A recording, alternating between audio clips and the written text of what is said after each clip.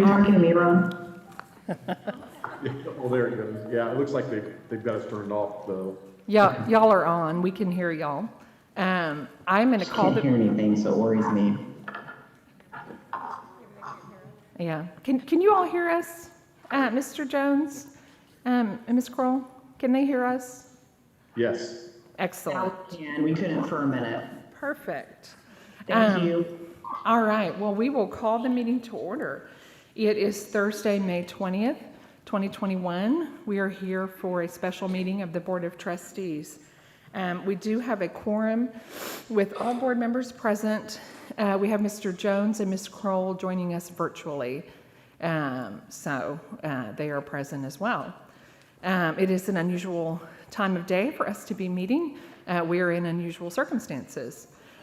We did have a budget workshop that was already scheduled for this time of day. We had 4 hours set aside for a budget workshop, and we've had quite a bit of feedback that, which we understand, people do want to know what the situation will be with masks for summer and fall so they can make decisions. So we transitioned our meeting to be a meeting in which to discuss masks on the agenda. It turned out to be very fortuitous because the governor issued an order Tuesday that begins June 4th, but seemed to indicate that he wanted clarification or compliance by May 21st, which is tomorrow. So it's good timing that we are meeting today.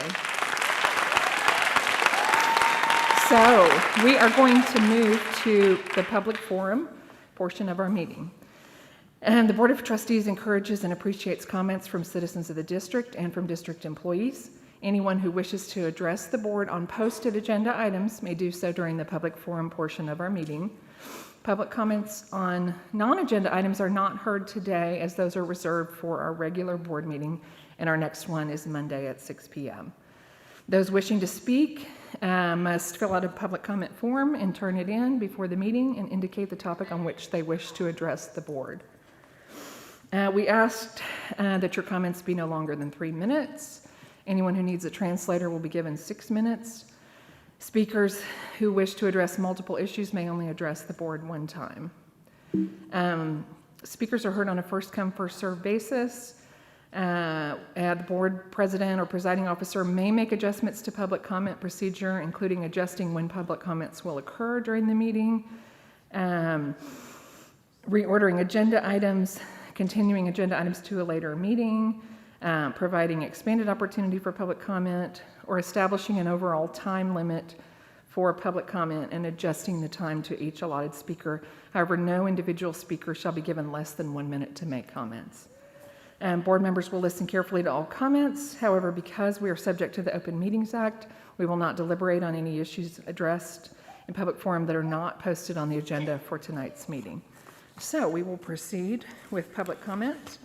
The first speaker wishes to speak on the issue of masks, and it is Michelle Mayers. And then after Michelle Mayers, we will hear from Richard Walker.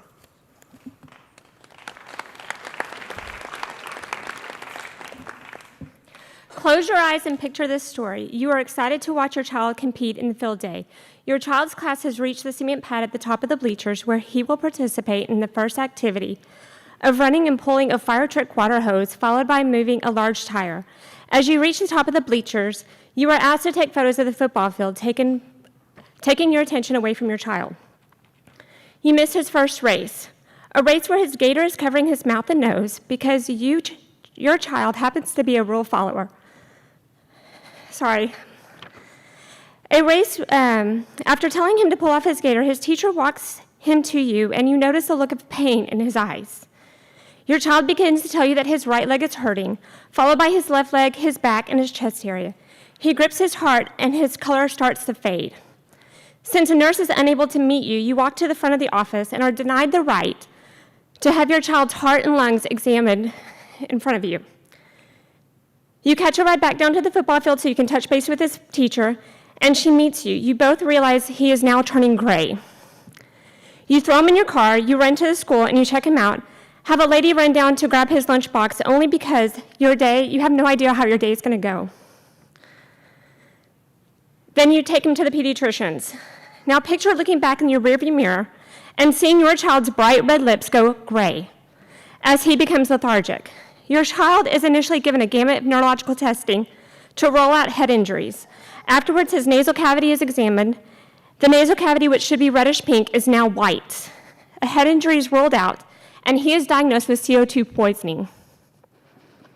This is my kindergartner story. Had I not been there, my child could have been taken away in an ambulance. Sorry, I'm so upset I'm shaking right now. When informing the office staff of the diagnosis, you could have heard a pin drop. Not even the receptionist gave me the time of day, and the school nurse argued with the diagnosis. After not hearing from the school principal, I decided to email her. She later admitted to hearing the situation prior to my email. However, the assistant principal had never been informed. So you have a blatant lack of concern for the health of my son and poor internal communication. Basically, let's ignore the fact that a child has been diagnosed on your property due to ignorance. The school board and so-called COVID task force are making unilateral decisions regarding the current and medical health status of our children. For only when you have an idea, I implore you to stand over burning oil for 5 minutes on a daily basis and inhale CO2 for months. For only then will you have an idea what you have done to our children. You've not only taken away a parent's right to parent, but a child's choice to not suck in CO2 for months to come.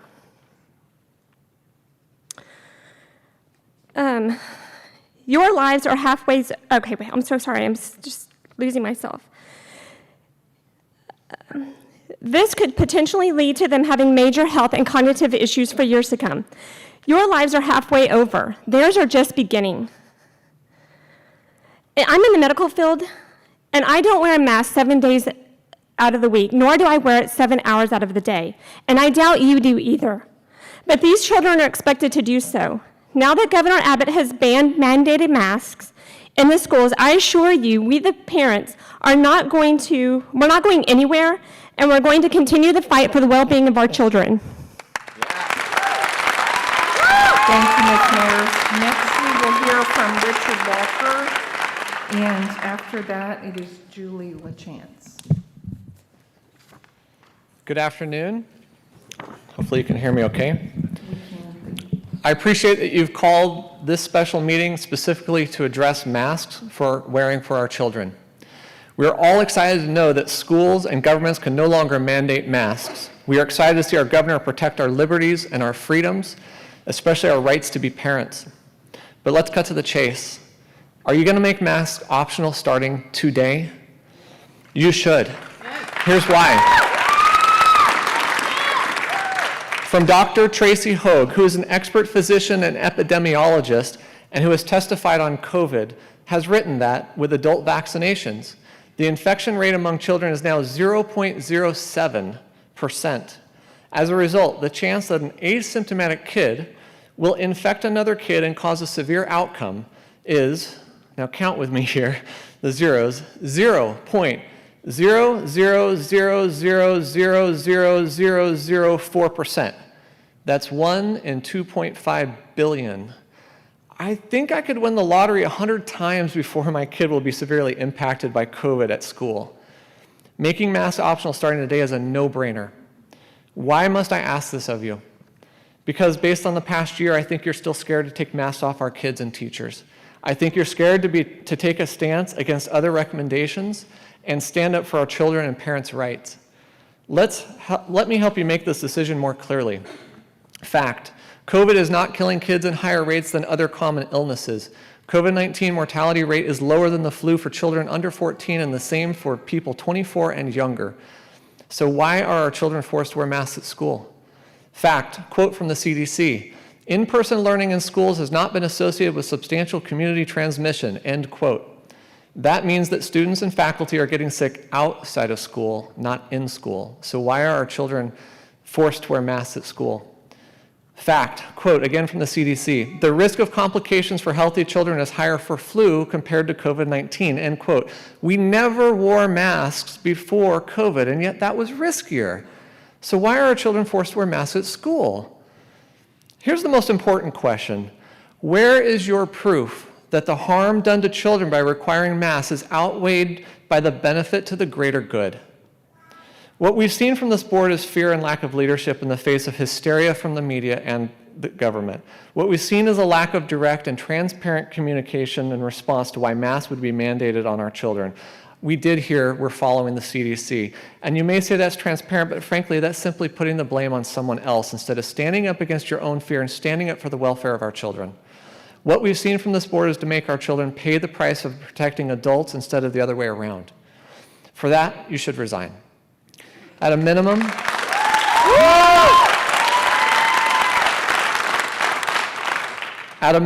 you owe it to our little children to make masks optional starting now. Give our kids the chance to see each other for the last week of school and end the year on a positive note for them. As a final observation, based on what we've seen, I respectfully request your resignation due to the lack of leadership and performance on many items. I ask for your resignation because you decided what was best for our children and violated parents' rights to make choices for our children. I ask for your resignation because you let fear get the best of your decision-making ability, and the only reason we got what we wanted is because our governor actually listened to us. Thank you.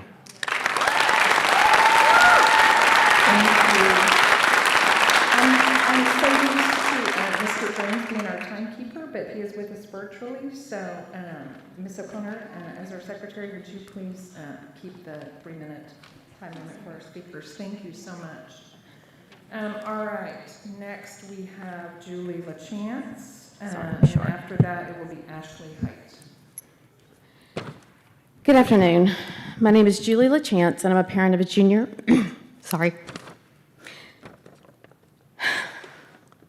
I'm a parent of a junior here at Dripping Springs High School. With the governor issuing his latest announcement regarding masks, I'm really upset because my son has definitely felt the repercussions of y'all's decisions, so I'm trying my best not to let my emotions get the best of me. With the governor issuing his latest announcement regarding masks and public schools, I wasn't even sure if I was going to speak at today's meeting. However,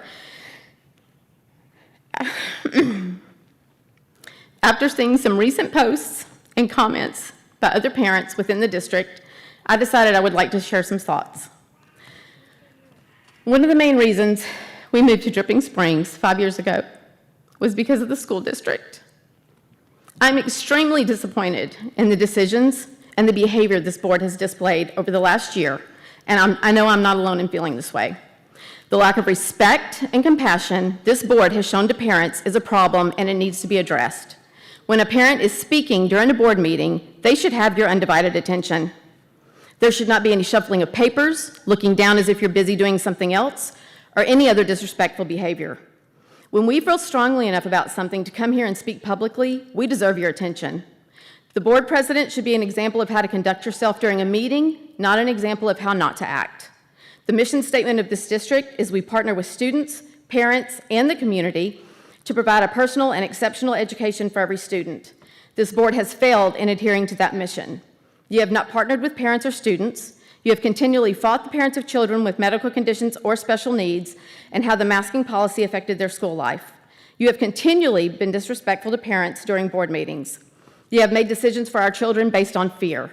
You have failed the children who were dealing with depression and anxiety due to the masking policy. You have turned your back on those parents who came to you asking for a change that allowed options, not forbidding masks, but to not require them. I hope that this board will reflect on this past year and the poor decisions that they have made, and with the assistance of our newly elected members, we'll move forward and do what is best for our children. As we go into this new year, we parents will be watching intently to see what is done within our district. Thank you.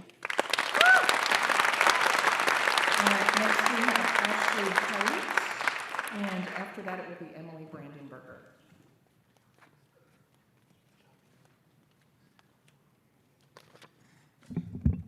Can you hear me okay? Okay. My name is Ashley Height. My husband and I have 2 sons and a daughter at Rooster and a son at Sycamore Middle. I was raised by an educator. I have an elementary education degree and still hold my credentials. Before staying home, I taught middle school and 2nd grade. I now volunteer in different areas because serving where my children are is very important. I share this information because I want you to know I believe in public education. Parents are called to fiercely love their children. Part of loving them is discerning what is best for them, and parental choice and discernment enables parents to be the best advocate for their child. Today, I'm here as a mother. You see, my third grader is really struggling. He is extremely bright and has overcome more hurdles than the typically developing child. The stress of COVID, seasons of remote learning, and the mask for him specifically have been a detriment to his development. His speech has regressed. He developed a stutter at the age of 9 and has bigger gaps in language and is back in speech therapy. Thankfully, his teachers invested the time to get to know him as a person and not just a student. Mrs. Mahaney and Mrs. Wilson at Rooster are some of the best teachers I have ever seen. They intentionally came alongside him. They partnered with us, but more importantly, him. I would like to see the school board do the same. Each of you are well educated in your fields, and one of you is an educator. I acknowledge your skill sets and the importance of the training completed in your elected positions. However, and I say this with the utmost respect, only one of you is an educator.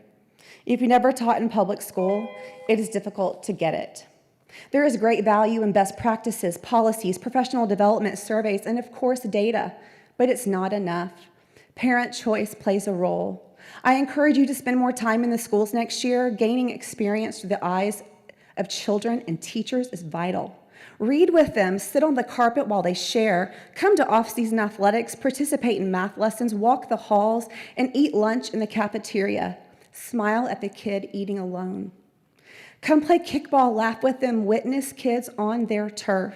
Seek to understand because they will show you what is working well and what they need. I encourage you to strengthen connections in the community. Come to a movie night or a festival, participate in the fun run, attend middle school and high school events. Be there, be present, sign up to volunteer. Understand that I have seen joy this year. The teachers, staff, and admin teams at the schools my kids attend amaze me every day. They have been miracle workers in uncharted territory since March of 2020, but the stress is too much. I'm concerned about the well-being of my children emotionally, socially, and what hits the most mentally, because I have a kid with depression and anxiety. This district needs to bridge the gaps next year. My hope is that you will take my words to heart, and before every motion is made or a vote is cast, weigh every pro and every con in every area. Every single decision you make should align with the mission. If it aligns with the mission, you are partnering with children, parents, and the community. Board members, I urge you to come alongside our kids, come alongside our parents, because every moment will be worth it. Thank you. Thank you.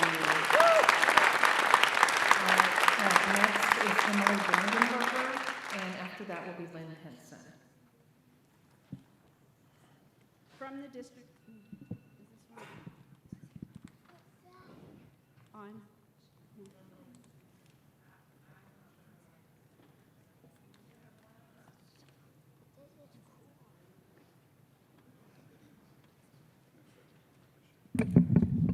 Just this one. From the district website, the role of the Board of Trustees is defined as follows. The DSISD Board of Trustees School Board consists of 7 unsalaried district patrons elected for a 3-year term, for a term of 3 years to represent all of the people in the school district. Their interest is to serve more than 7,300 students and approximately 1,000 employees and to protect the taxpayers' investment in the district. You have volunteered your time and efforts to represent and serve this population and protect our investment in the district. Should you no longer care to listen to our concerns, hear our children's cries, and communicate clearly and transparently with the taxpayers, I ask you to resign your post and let another come to serve who will represent the students, employees, and taxpayers who cast their votes. You have been elected to represent, not to rule. What you see before you are not cries of insurgency or an angry mob playing off of people's fears and insecurities.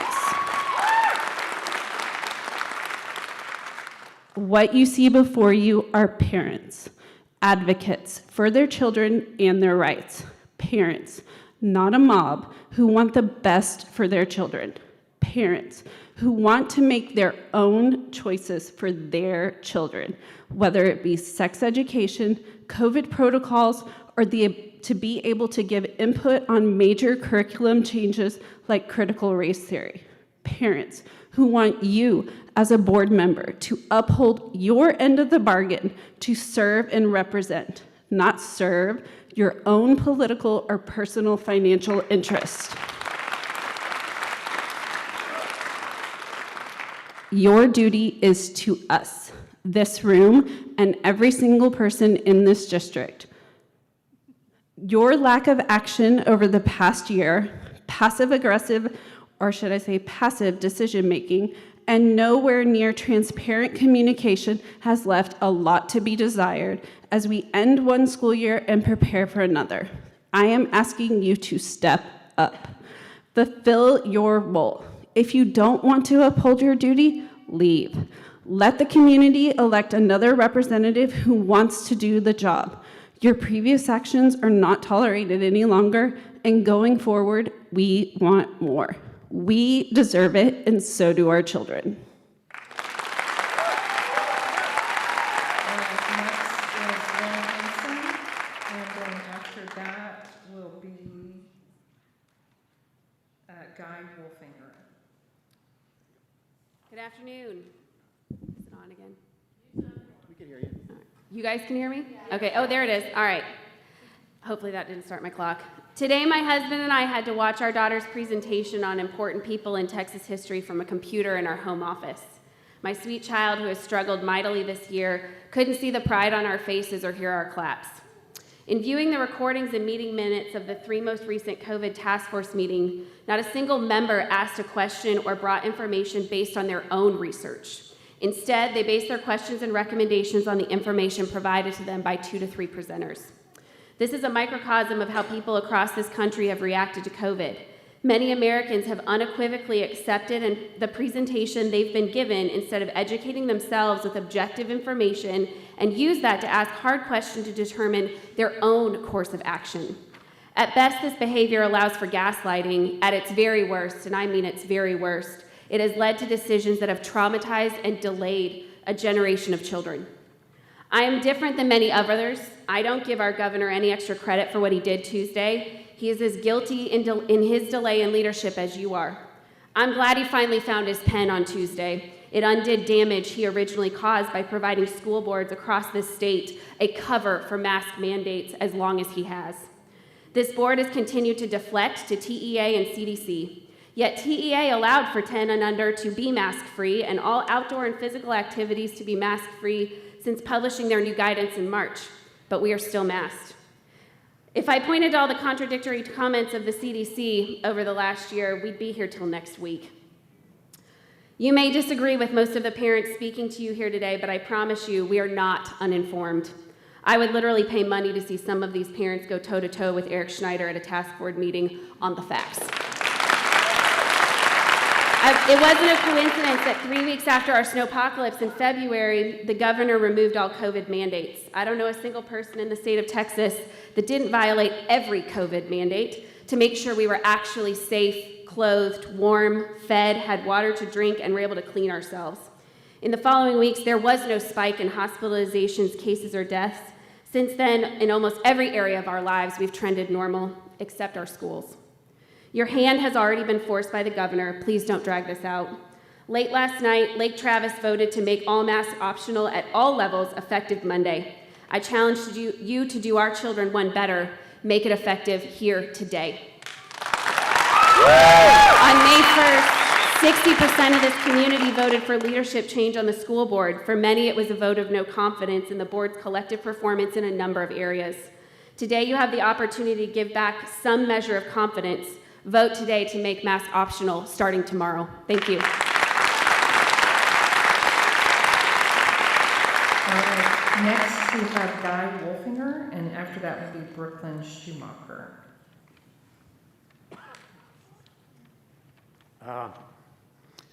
71-year-old retiree, proud parent and grandparent. I'm going to talk extemporaneously here because I'm too lazy to write it down. But I bring to you a cautionary tale, with a historical perspective that I don't think many can offer here. But before I do that, let me just kind of say how we got here by decision making based on faulty information, erroneous information, and downright lies. Okay? At this point, mask and lockdown, provably no discernible positive effect on curbing this disease, and that's before I even get to the misattributed deaths, the faulty test data, et cetera. Let me talk about me. You're looking at the poster child for the most at-risk group for this disease. But I feel like it's deja vu all over again. 7 years ago, I was in the most at-risk group of the serious epidemic sweeping this country.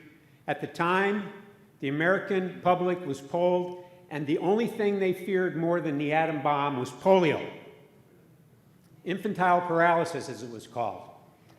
No cure, no prevention, no help. The country was ruled by anxiety versus on panic. Then in 1951, Dr. Salk discovered a vaccine.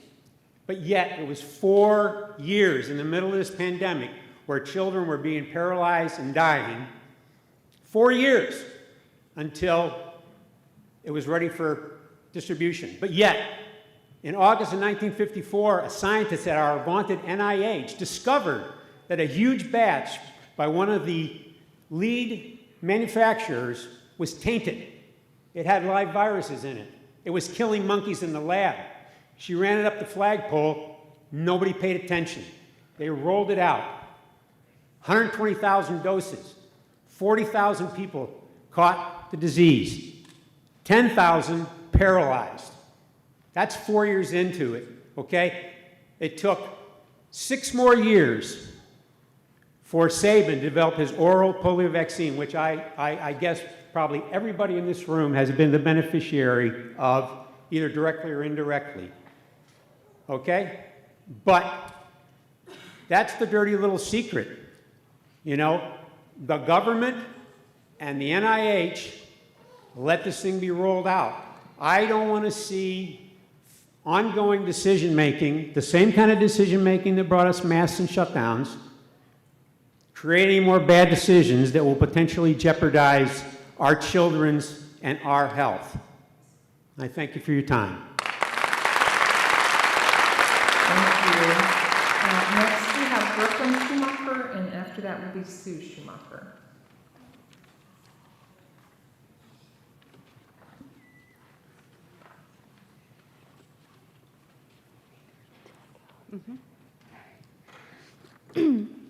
Hi, I'm Brooklyn Schumacher. I'm a 13-year-old 7th grade student at Dripping Springs Middle School.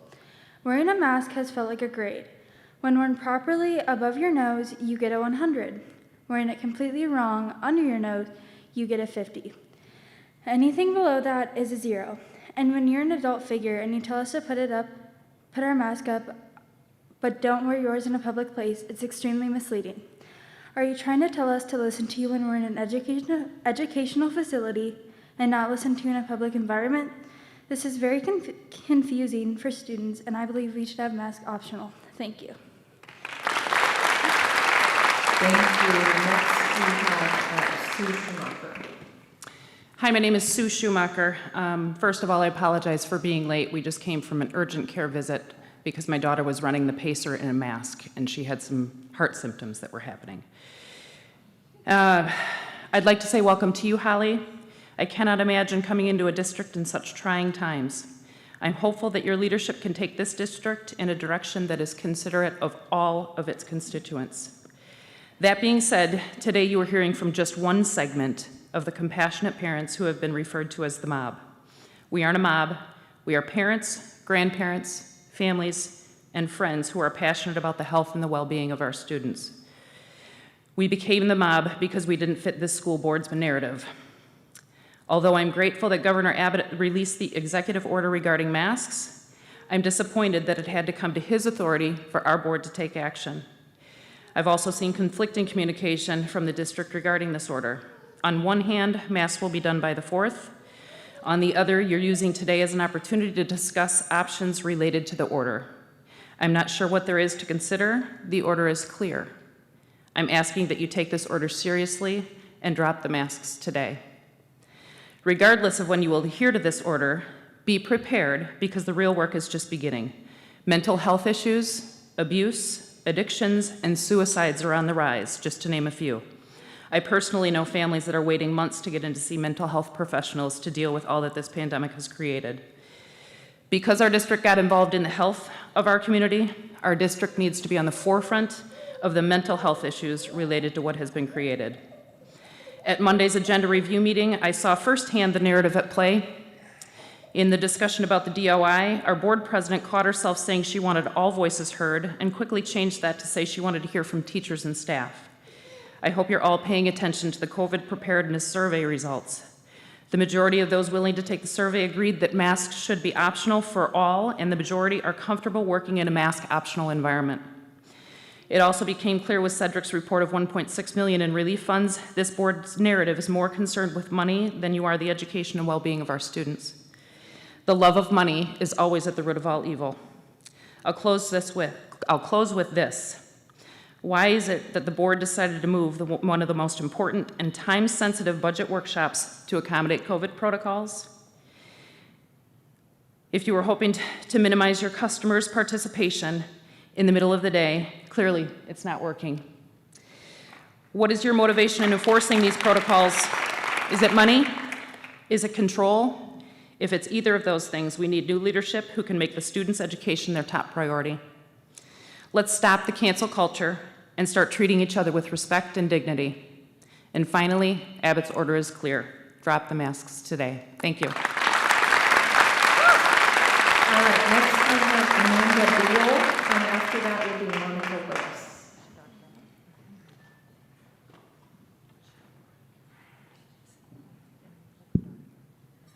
Unlike our children, the failures of this school board have now been unmasked. As a member of the Board of Trustees, you all agreed to abide by the Texas Association of School Board Code of Ethics. This code includes the following statements: equity and attitude. I will be fair, just, and impartial in all my decisions and actions. I will accord others the respect I wish for myself. I will encourage expressions of different opinions and listen with an open mind to others' ideas. Trustworthiness and stewardship. I will be responsive to the community by seeking its involvement in district affairs and by communicating its priorities and concern. Honor and conduct. I will base my decisions on fact rather than supposition, opinion, or public favor. Integrity of character. I will consistently uphold all applicable laws, rules, policies, and governance procedures. Student-centered focus, perhaps the most important. I will be continuously guided by what is best for all students of the district. As we reflect on your actions over the course of the last school year, can you confidently say you abided by this code of ethics? You sought community input before the start of the school year. Sorry, kind of shaking. You sought community input before the start of the school year. I'm just going to sit down. You sought community input before the start of the school year. The majority of respondents wanted in-person learning on day one, yet you voted to stay remote. The community began sharing concerns about the COVID protocols in August, before school even started. Since then, parents have continued to reach out. They shared stories of how your protocols have caused physical, social, emotional, academic harm to our children. Yet these concerns continue to fall on deaf ears, on eyes that roll when we speak, on hands that shuffle papers when parents beg you to consider the needs of our children. We've been fed the lie that you are constantly re-evaluating the protocols, but 8 months later, little has changed. Our children still wear masks. Our youngest students still sit 2 per table at lunch. Our middle school art students are still forced to wear a mask while engaging in physical activity, like dance. And parents are still forbidden from entering the school building, unless, of course, they're the PTA and raising money for the school or bringing treats to the teachers. You refuse to engage in public discussion about the protocols you and the district administrators put into place. We've requested metrics, but none have been shared. Instead of focusing on the needs of students and parents, the COVID task force and preparedness teams have sought teacher input in regards to these protocols. The parents who have views different from your own have been labeled publicly on social media by you as an insurgency, a mob who wants to throw you all out. You have failed to abide by the code of ethics you agreed to follow. Unlike our children, the failures of this school board have now been unmasked. Your conduct this year has exposed the larger issue facing our district.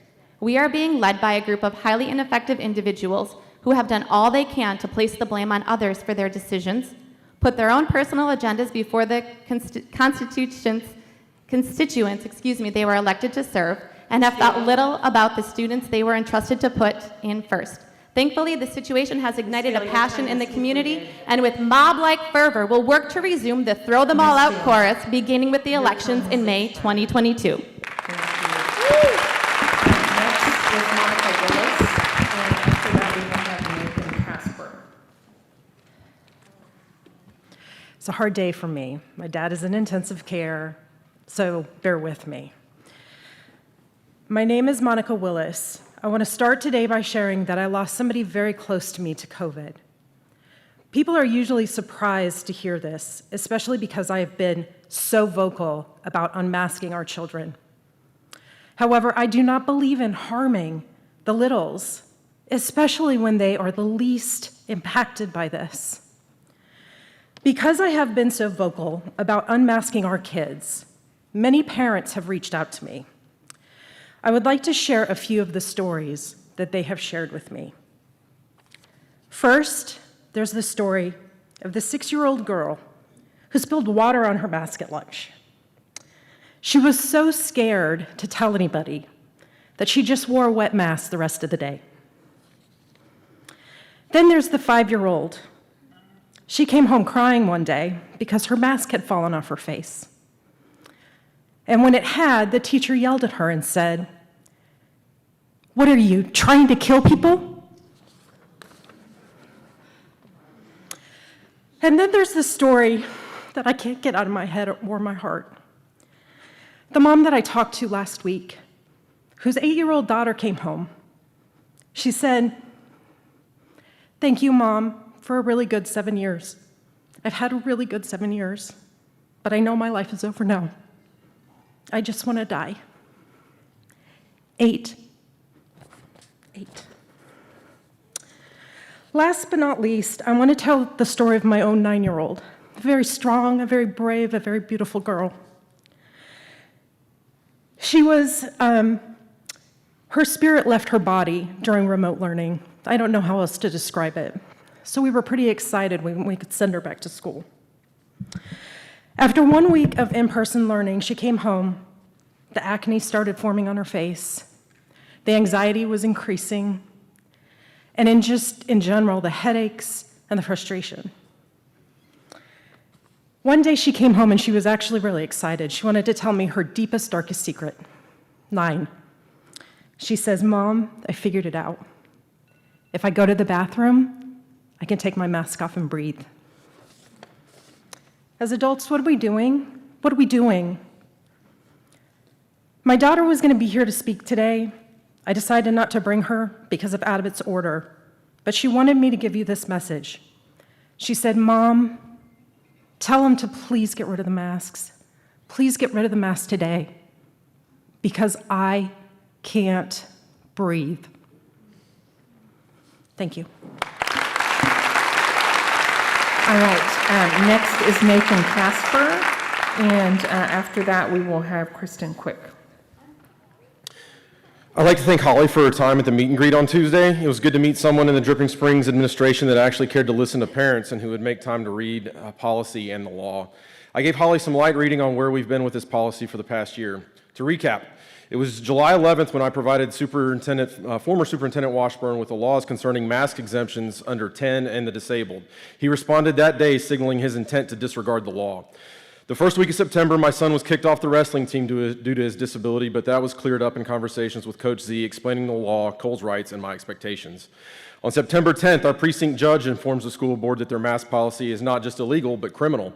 The judge had to resign from the COVID task force because of his status with the state bar. He couldn't be associated with a group recommending illegal actions by government entity. On September 11th, the high school tried to prevent my son from entering campus.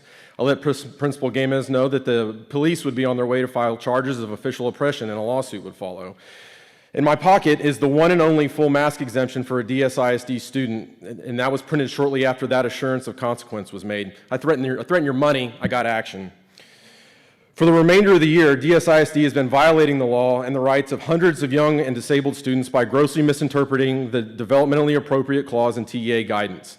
They have used those two words to invalidate the specific exemptions to mask policy and that are guaranteed to our young and our disabled. The academic psychological damage to these children is incalculable, but we do know that suicide attempts are up 30%, and tragically, one DSISD student took his own life this year. This month, we've had the board president threaten parents with arrest if they didn't wear masks, and a week or so later, she was informed by Constable Hood that no arrests are going to be made at board meetings because DSISD policy was based on a canceled executive order and didn't apply to parents, and it's non-enforceable. You don't even know your own policies. Finally, on Tuesday, Governor Abbott gave our board the ultimate rebuke and stripped your authority to make policy on the subject. You demonstrated you couldn't possibly get it right, so the governor had to do it for you. We're now a community that doesn't trust the board or the administration to understand what is and isn't developmentally appropriate. If you will use this term to willfully violate executive orders and the clear intent of TEA guidance, how else will it be misused? We already have teachers telling our children that they should get COVID vaccines. When did it become appropriate for teachers to tell children to take experimental drugs?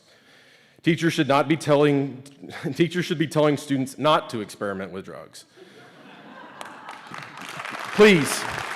Please, Holly, please, just get these teachers back to teaching. No politics, no scamdemic. Reading, writing, math, science, social studies, and competition on the fields of their choice. It isn't as hard as this board has made it look. And in 2005, I went overseas and fought against an insurgency. That word was used to label a group of parents in Dripping Springs shows just how entitled you are and how disgraceful you feel about how well you have been protected. We are not an insurgency, and if we were, things would be a lot different.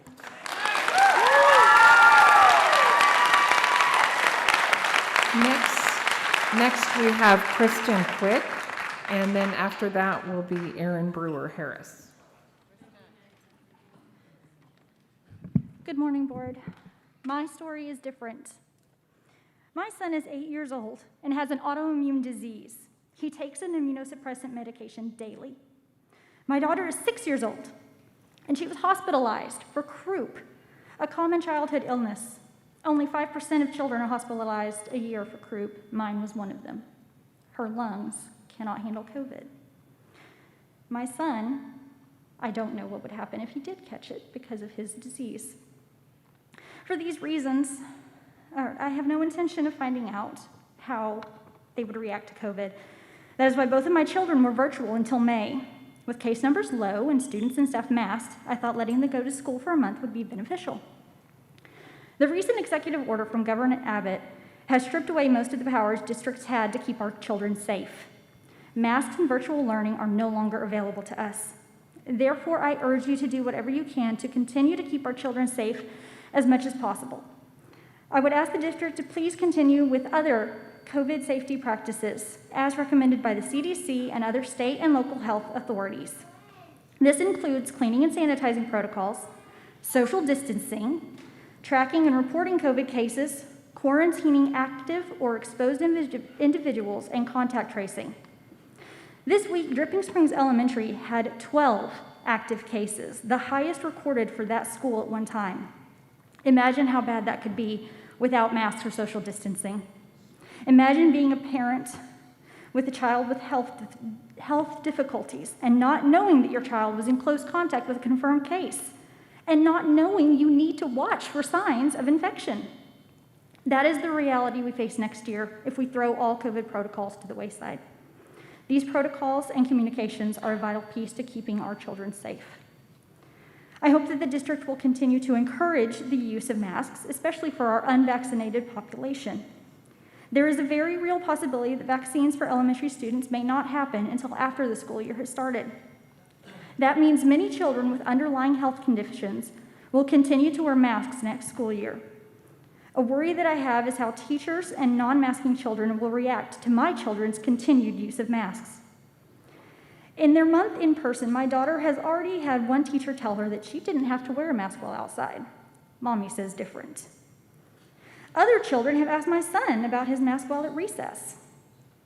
Teachers need to be instructed to not comment on a child's mask unless it is positive reinforcement. Children should not be discouraged from wearing masks in any setting while at school.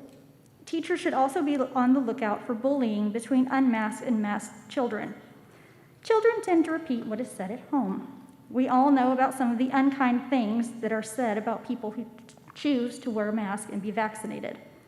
Bullying of any kind, adults or children, over mask or vaccination status should be dealt with quickly and sternly. I'm so sorry, your time is concluded. My child's health and education is just as important as theirs. All right, next we will hear from Aaron Brewer Harris, and after that, Katie Casper.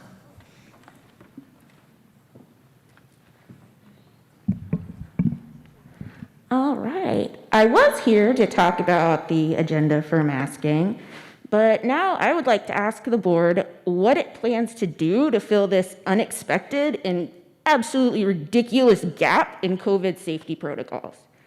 When Abbott issued his executive order, I kept hearing, like, the kids are doing fine and the school year is almost over and, like, this won't affect us.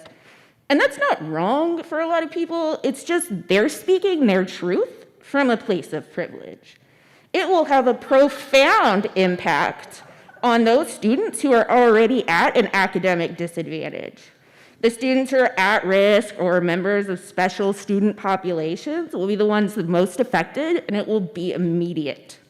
I'm talking about the ESL students who are 5 and 6 years old, whose first experience in an academic setting will be a summer program so that they can learn a second language and navigate an educational system not built for them.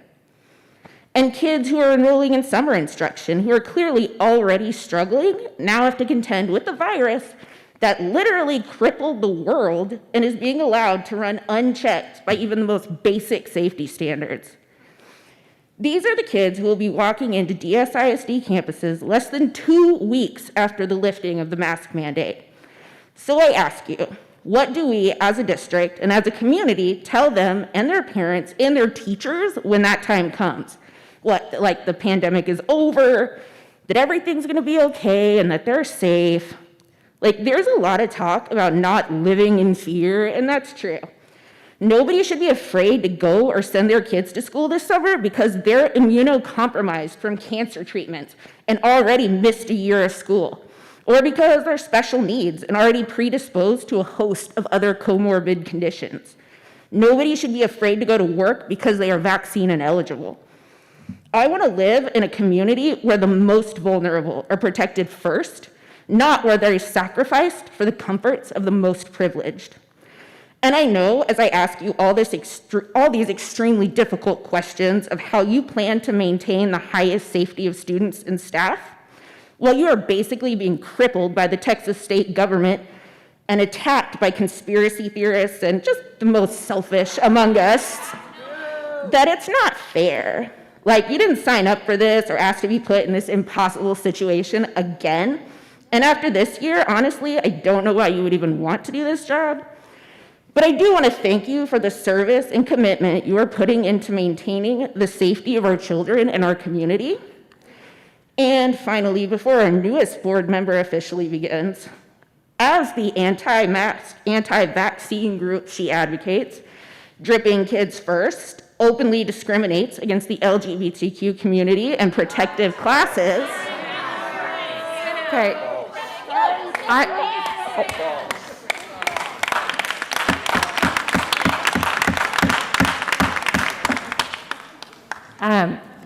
I need you all to refrain from commenting when people are using their time for public comment. So people are being respectful of others while you're making a comment.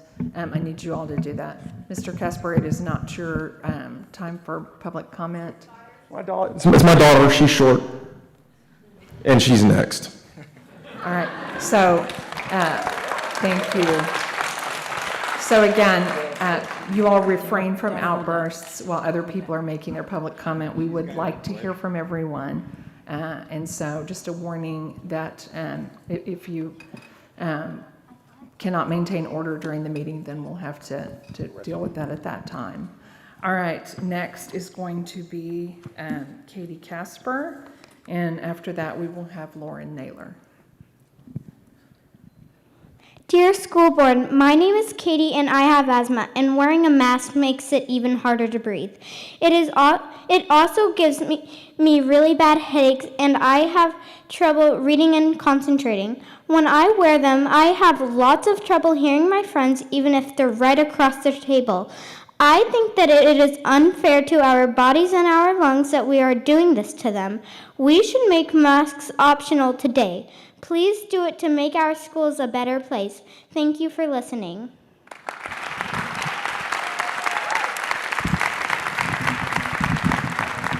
All right, next we have Lauren Naylor, and then it will be Erin Bazali.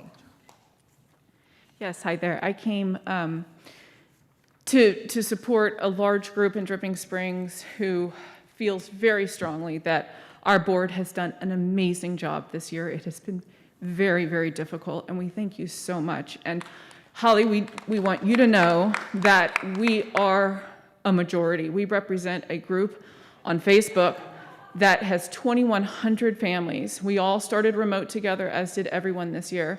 And because of your guidance, your transparency, your updates, your emails letting us know how many COVID cases there are, we were able to decide when to bring our children into school, have them be in person, which has been phenomenal, when to pull them out and have them be remote. We were able to make decisions for our children. My daughter has asthma.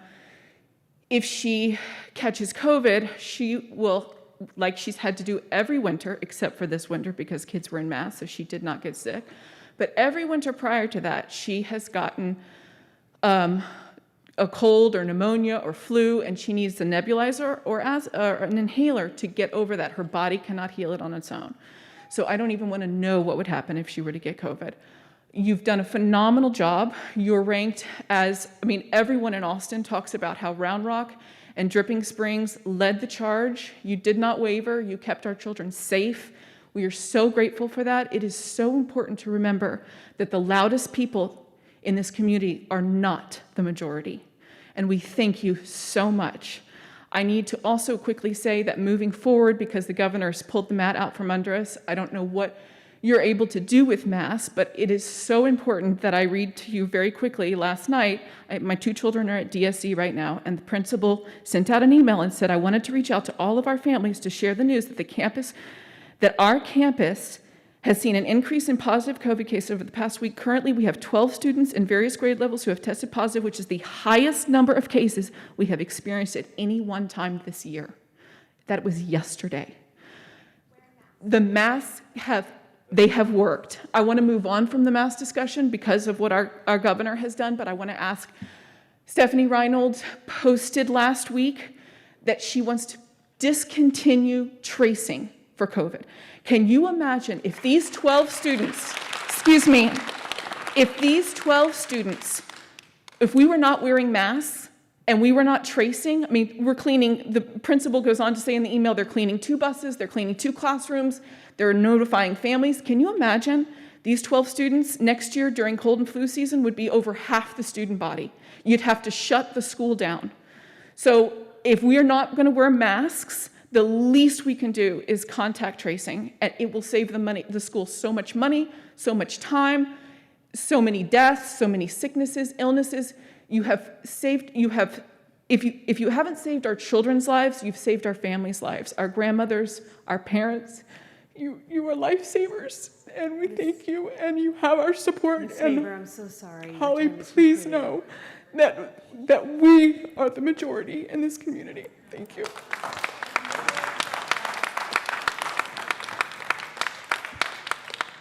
All right, next we have Erin Bazali, and after that it will be Monica Newton.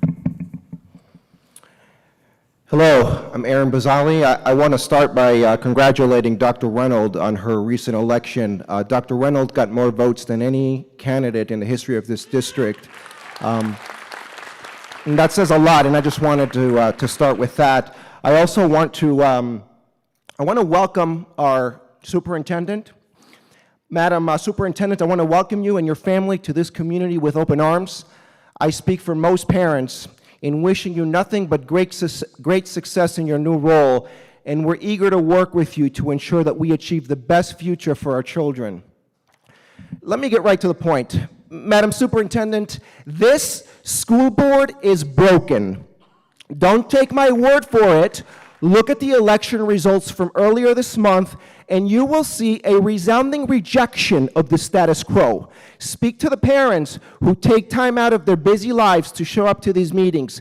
Speak to community members who are engaged in the affairs of this school district. You will find, Madam Superintendent, a community that no longer trusts this school board and believes that this school board no longer trusts them. Sadly, most of the trustees sitting on this board don't see it that way. Many have held their positions for more than a decade, and they're not accustomed to critical feedback from parents. Case in point, a trustee sitting on this stage made a public reference where she suggested that stakeholders who voted for change and not for the incumbents of her choice are insurgents and mob-like. Her words. Elected trustees, we are not insurgents. We are not a mob. We are your neighbors. Our kids are classmates. We sit next to you at football games. I used to say hello when I saw you at HEB. It is despicable that an elected member of this body use that type of language, and this type of shameful rhetoric should not stand. At the last board meeting, while men with guns stood feet away from us, President Strout threatened parents with arrest, if our masks were not covering our nose and mouth. For the record, I will not resist if you take me into custody.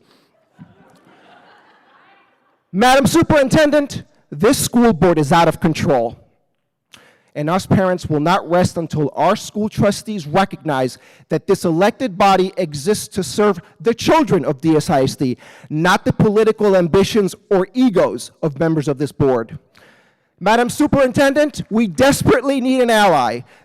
These are challenging times for our school district, and I have no doubt you have a tough job ahead.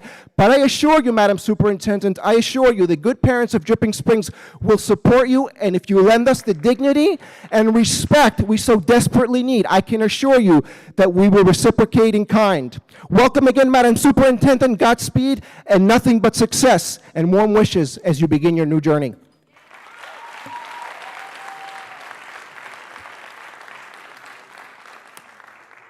All right, next we have Monica Newton, and then after that, I apologize if I'm sure I'm going to mispronounce this, Beth Copperud.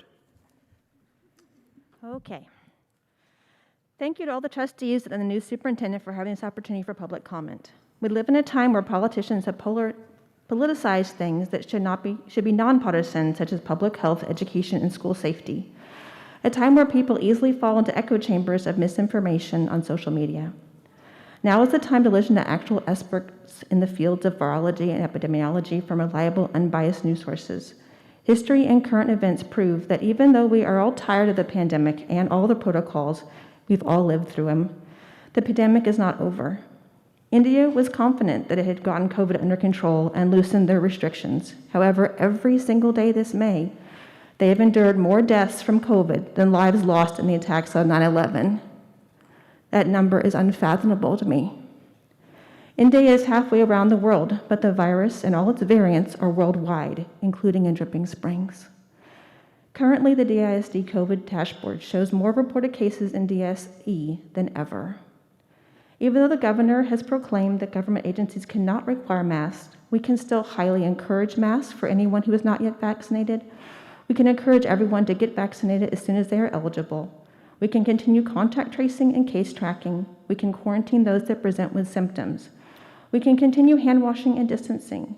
We can also consider allowing students and faculty to opt into classrooms where everyone who wants to continue wearing masks can, to reduce the chances of transmission.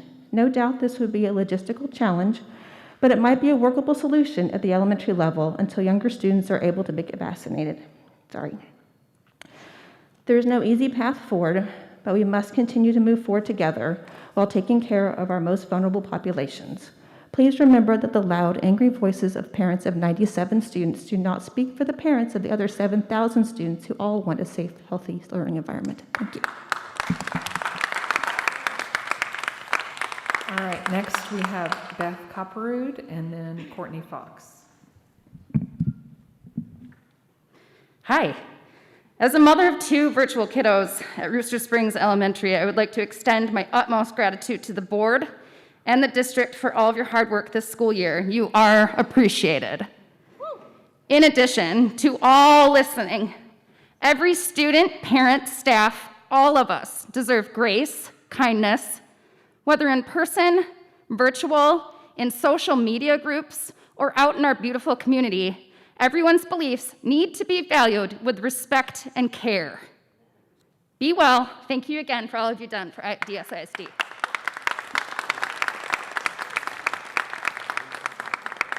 All right, next we have Courtney Fox, and then it will be Linda Freeman.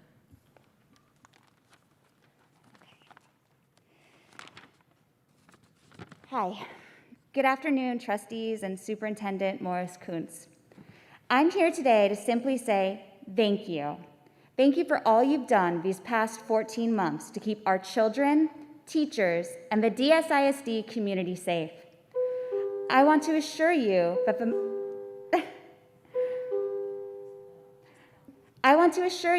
majority of our community is grateful for all you've done. We know that you've spent countless, thankless hours trying to navigate this incredibly difficult situation. For all of our children. You have followed the science and the recommended CDC guidelines, which truly has ensured a safe learning environment for not only our children, but for their teachers, who we also care a great deal about. I hear a lot of loud voices at these meetings and on social media, which have not always been kind nor appreciative.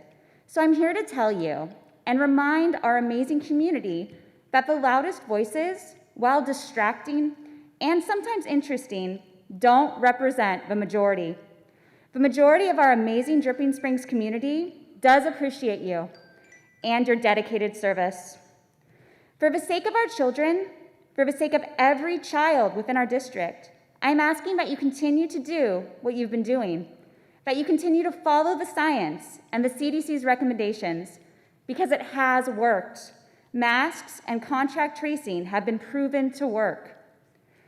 As we continue to sail through these uncharted waters, I ask that you would please continue to implement COVID safety practices as recommended by the CDC and other state and local health authorities. This includes cleaning and sanitizing protocols, social distancing, tracking and reporting of COVID cases, quarantining active and/or exposed individuals, and contact tracing.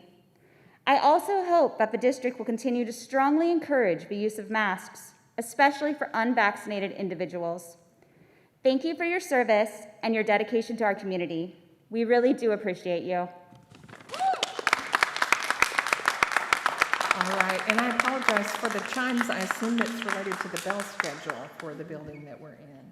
So, all right, Linda Freeman, and then after that will be Jessica Huddle.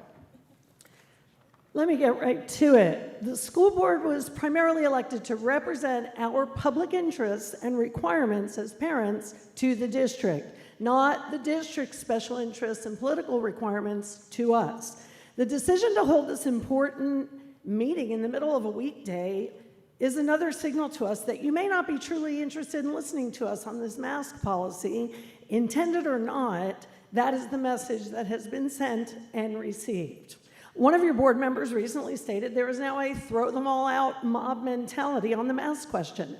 Have you not created that yourselves by flexing your perception of your own power in the past when parents in the community have asked to be heard on other issues that matter to them and to their students? Instead, there is a very real sense that many parents have been minimized, marginalized, and ignored. We did not elect you to serve special interests or political agendas. You will move heaven and earth to try to accommodate a student and their family who believe they have a special interest that should modify policy across the district for all students, whether or not other students or families are made to feel unsafe or uncomfortable by such a decision.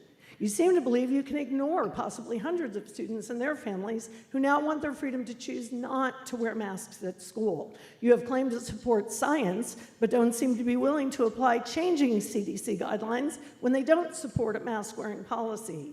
You say you may have local options in the face of the governor's order, which indicates you may hope to take away local options for students and their families. It's true you don't get paid to sit in those chairs, but we don't get paid to stand here and feel like we have to beg little kings and queens on their thrones to please listen and grant our requests. You were not elected to be politicians or activists. When you issue statements like exploring local options in the face of an executive order from the state, you come across as drunk with your own power. You have forced compliance on students and families in this district for the past year and a half. Now you are the ones who must comply. And since there seems to be a chance this board may intend to turn your backs on the interests of hundreds of tax-paying families on this issue, I am now turning my back on you to address these parents, grandparents, and taxpayers. I urge all of you, if the board seeks to find a way around the governor's executive order regarding masks in our schools, please call or write or go to the governor's office immediately and report them. Also contact your representatives and talk to the media. Do not allow them to seek to usurp the governor's authority on this or yours. This board does not have the authority to sidestep, exceed, ignore, or in any way modify an executive order from the governor of Texas on this or any other issue. And last, 3 things to other speakers. 2,100 families does not make a majority. If your student goes to school here, you are as privileged as anybody else. And masks have nothing to do with sexual orientation. You talk about majority, then you bring up minority. Which is it, majority or minority?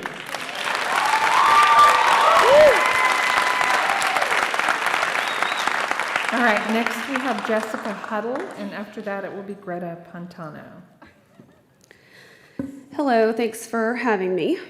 When we moved here in 2013, my son started kindergarten at Rooster Springs. He's now in middle school at Sycamore, and we all know the challenges that middle schoolers face. If you don't, you should take the time to actually learn and visit with a middle schooler because it is brutal. I'm sure everybody in this room can agree. This year has been one disappointment after another. I am deeply troubled by the refusal to acknowledge and lift this mandate. The governor of Texas lifted this mandate on March 10th and has now banned you from continuing the charade starting June 4th. With our cases continuing to decline and the vaccine available to anyone, attention all students, don't forget to go to tigerdailynews.com and vote for your future student body and class officers. Teachers, Ms. O'Connor, I'm sure you're pausing her time for her. I'm so sorry. it's okay. With the cases in Hayes County continuing to decline and the vaccine available to anyone who wishes to have it, 12 and older, we need to seriously reevaluate what we are asking our children to endure. In March, the TEA said that this decision was in your hands. Here we are today. Today, we learned that the American Teachers Union was influential on the CDC school reopening plan, which leads me to assume that the same influence pushed for this entire mask debacle in the first place. But that's neither here nor there. It's probably just a conspiracy theory. We as community members elected you to make these decisions. It is time for you to take these muzzles off our children today. I have been a nurse for 12 years, and I specialize in the operating room. I have been wearing masks all of my career. The difference between my job and these children is that I'm an adult and I can choose when to take a mask break. They cannot. They have been forced to wear these masks outside, during workouts, in class, on the bus, at lunch, for 8+ hours a day. I continue to see elementary children playing on the playground at Sycamore during drop-off every morning. It's heartbreaking, and frankly, it's quite disgusting.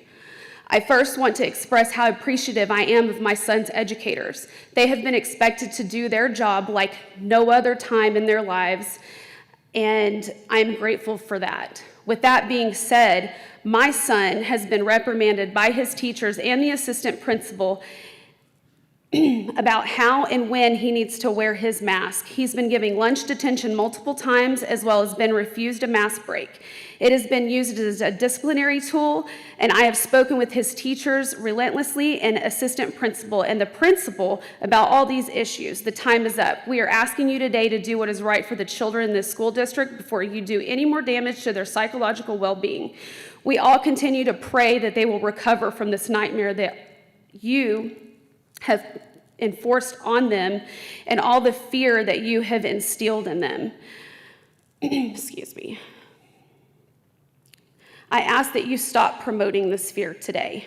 And one last note, we, along with all the other ones that can't be here today because it's a work day, are strong, and we will be here from now on to face all other challenges that are on the horizon. For example, critical race theory, sex education, and vaccine mandates. And what you need to realize as parents is that we're responsible for our own children. We all know what the election results were, with the majority of DSISD wanting change, and the next election will be different. We will no longer sit back and be silent. Your time is up. All right, next we have Greta Pantano, and after that it will be Tara Paustenbach.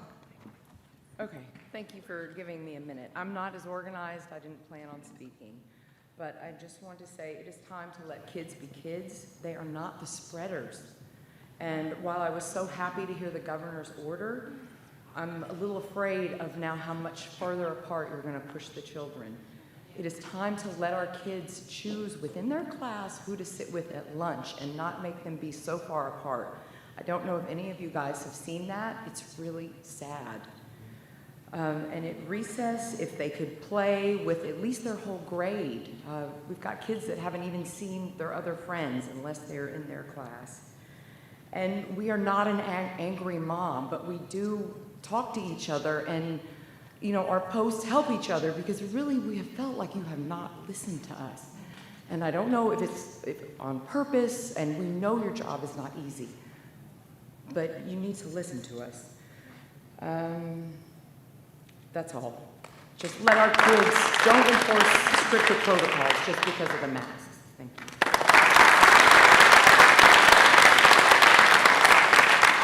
All right, next will be Tara Paustenbach and then Olivia Barnard.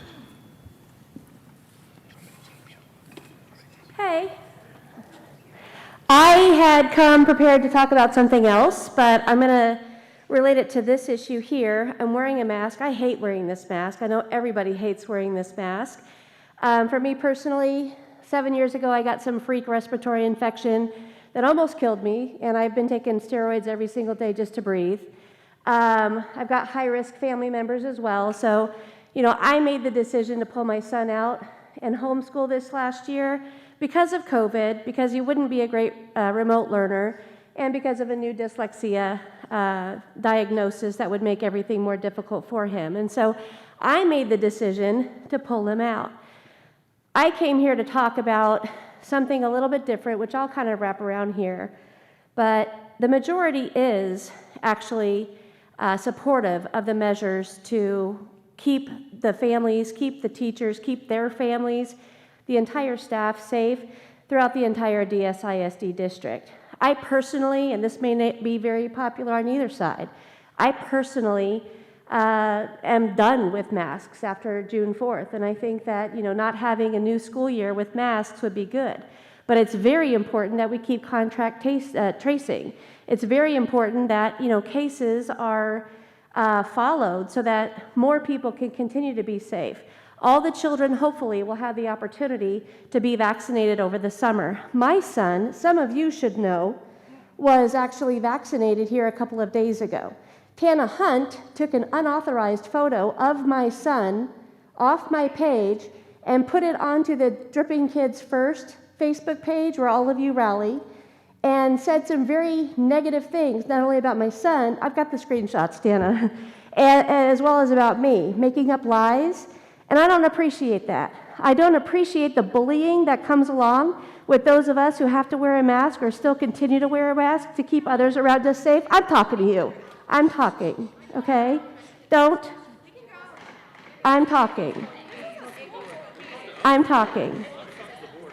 There's bullying going on with those that are getting vaccinated. There's bullying going on with those that are wearing masks. And just as a community, that's got to stop. The one person that they voted in, that they all rallied behind, Stephanie Reinhold, excited to see what she's going to do here on this board, but the majority kept 2 of you on this board because we like the status quo, because we appreciate that you're keeping us safe. So thank you.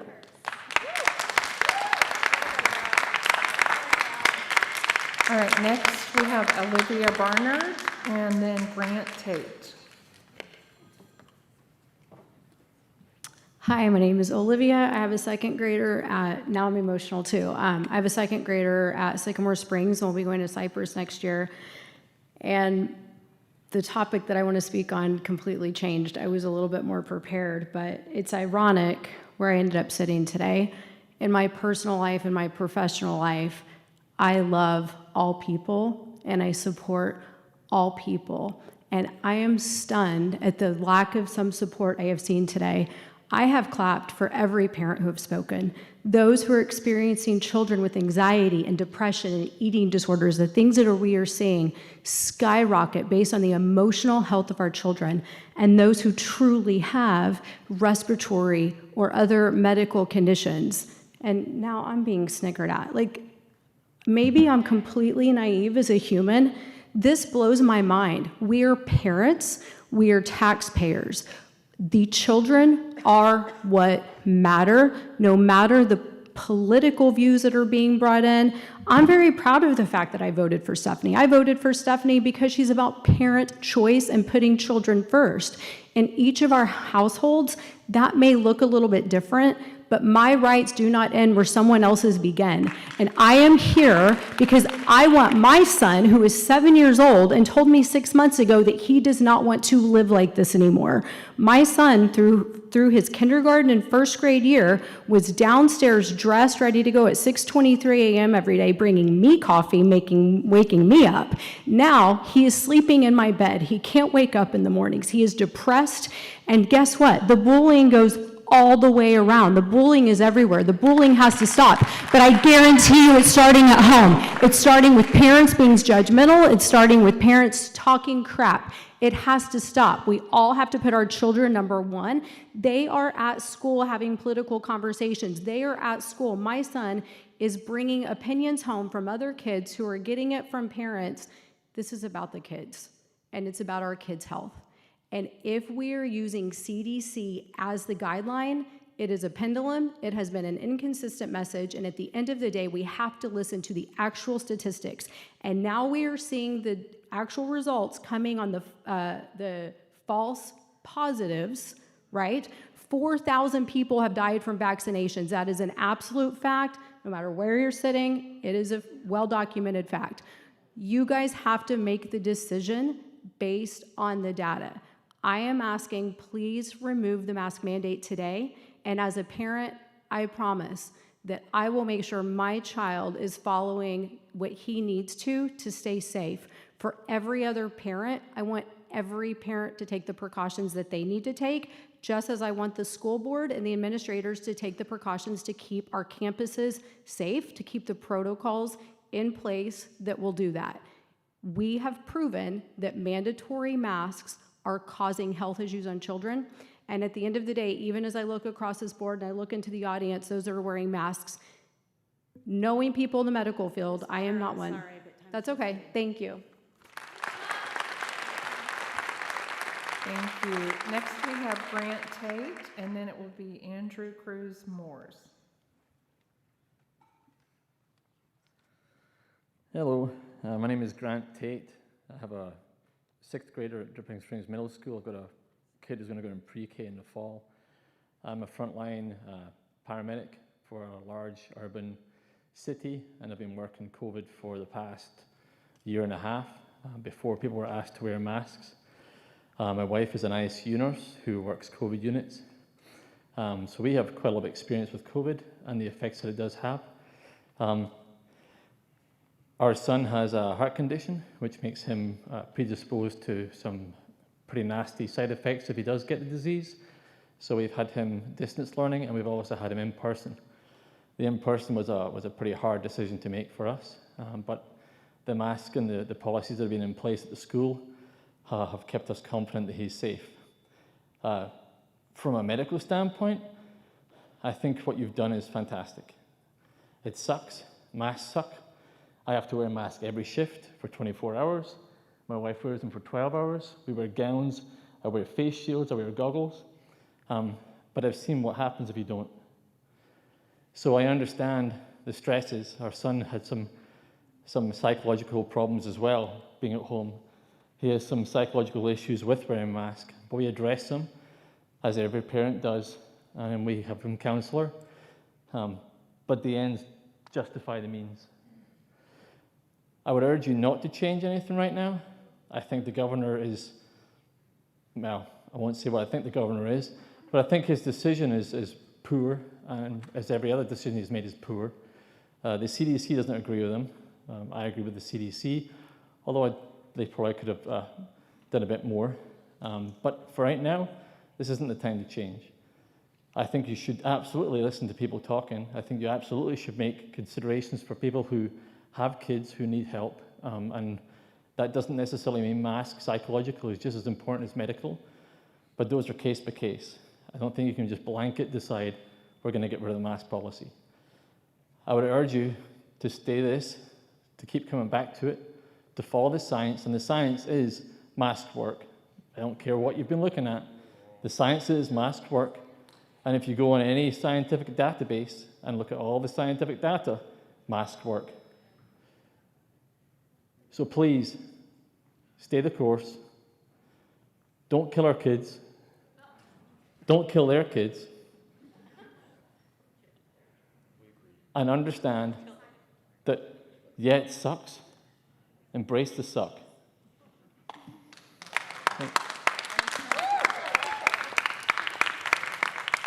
All right, next we have Andrew Cruz-Moores and then Nicole Francois.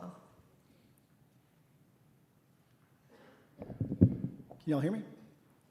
All right. Yes, we can. I wasn't planning on speaking today, so I was just jotting some notes down while I was sitting out here.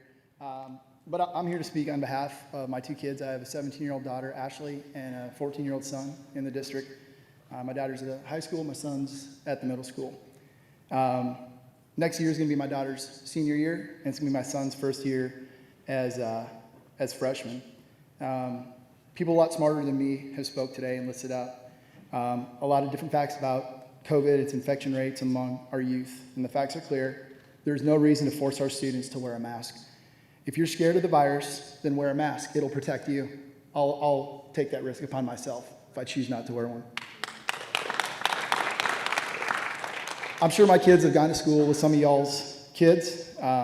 Carrie, I'm sure I've checked your kids in at Run Club at Walnut when they used to go there. Mary Jane, my daughter, played tennis with your son. I wouldn't tell any of you how to parent your kids or give health advice to your kids. It's not my business.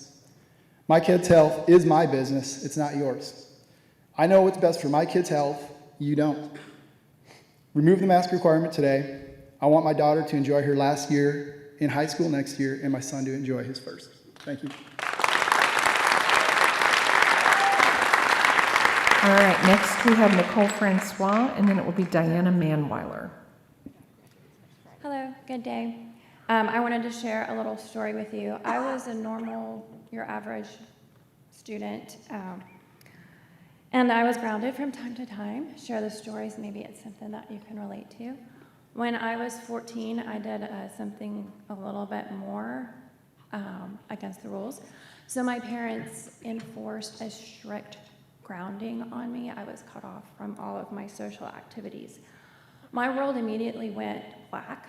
I had nobody I could talk to. I felt undervalued and outcast. I no longer remembered how to smile or how to laugh. I no longer belonged in my community and my world. And so I ask you, because this is something that probably everybody can relate to as kids, we all act out. The difference was my parents saw my reaction, and within a week, they changed their goals. They changed the protocol. They loosened the restrictions just a little bit. Yes, I did something wrong, and yes, I was still punished. So I ask if 1 week of social isolation for a top 10% student athlete can take them from happy-go-lucky to complete shame and guilt. What does semi-partial social isolation do to a happy-go-lucky child after a year and a half? Questioning what they did wrong, what are they being punished for, not quite understanding. In September of 2020, studies were done. The number of people looking for help with anxiety and depression skyrocketed. A 93% increase in anxiety, a 62% increase in depression. Throughout the COVID-19 pandemic, youth ages 11 to 17 are more likely than any other age group to score moderate for severe symptoms of anxiety and depression. People screening at risk for mental health conditions are struggling most with loneliness and isolation. I agree health and safety should be a priority, but one must also consider the psychological impacts of health. When deciding what's healthiest for our children, everyone was quick to adapt to new social protocols, with only considering the positive outcomes. Do masks really work? It's a debatable. I would bring up the case study from Princeton ISD, an ISD in Texas that did not follow any protocols. They did not do social distancing. They did not require masks. Did anyone stop and think of the long-term impacts of these protocols on society, much less our children? These psychological effects are proven. Masks are not. Social distancing is not. It seems decision makers skipped over the pro and con analysis when evaluating the consideration. Sure, one death from COVID is too many, but so is one death from suicide. Are students' voices important? Are students first in our district? Why did nobody ask the students how they feel? Why were parents and teachers surveyed, but not the students? Ms. Francois, I'm sorry, your time is concluded. Why were they not given a voice? Who is to blame? Who was not given a voice? Who was not given a choice? And I just want to add, the governor's executive order is an embarrassment. That is your boss's boss telling you that you are not doing your job. Look at UT. They do not wear masks. It is not required. They have an older population, and they are more populated than we are. Your time is up. Thank you. All right, next is Diana Manweiler, and after that it will be Robin Stewart.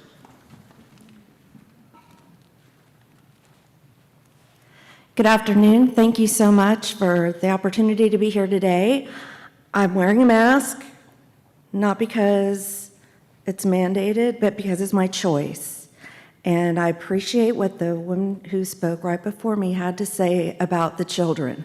I'm wearing this mask today because, again, it was my choice. I chose to come here. I chose to be respectful. And I'm here to say I appreciate so much that you, as the board, kept our schools open for our kids this year. I don't have a child in school currently at DSISD. I never did.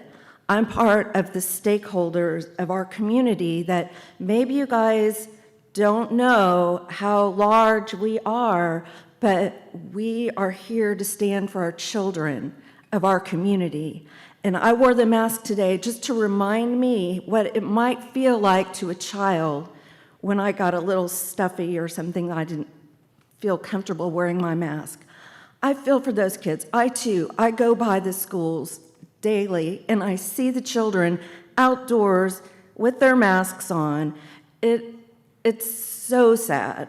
And the youngest children are the most vulnerable to language disorder, and language acquisition is so important.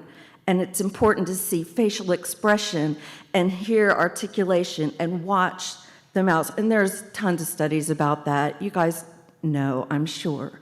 But I would like to see the children unmasked, and those who are not comfortable with that are welcome to wear masks. I do not want to see children being forced to choose to wear a mask or get a bad grade or be punished or be isolated from their friends at school. We know the statistics are that children are very minimally at risk compared to others. But I also want to implore that we don't consider opting no mask and vaccinating our children right away. There's studies with the children have not been able to be ongoing long enough, and so I ask parents to go out and do research and speak out. I'm glad to see so many parents here today and students here today. It's really important to everyone that everyone stay healthy and stay educated, and that our kids be able to go to school. But if they're not able to go to school, then we have to search for other alternatives. But we have put our faith in you guys, and I'm standing here for the children that can't speak. They don't have a voice. I have not heard any of you all speak out for the children. No one has.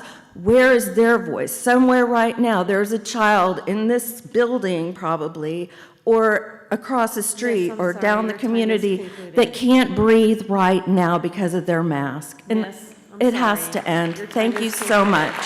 Thank you. All right, next we have Robin Stewart, then it will be Susan Warwick, and then Kendall Baker, and Kendall Baker will be our last speaker. My name is Robin Stewart. I'm 74 years old. I fought an insurgent too. None of those two facts matter at all. You guys did the right thing for the last year or so. I'll be damned if any of you ought to be resigning.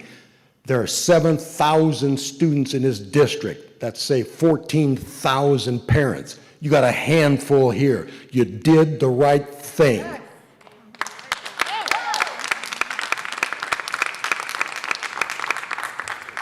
All right, next we have Susan Warwick, and then it will be Kendall Baker. And I'm 77.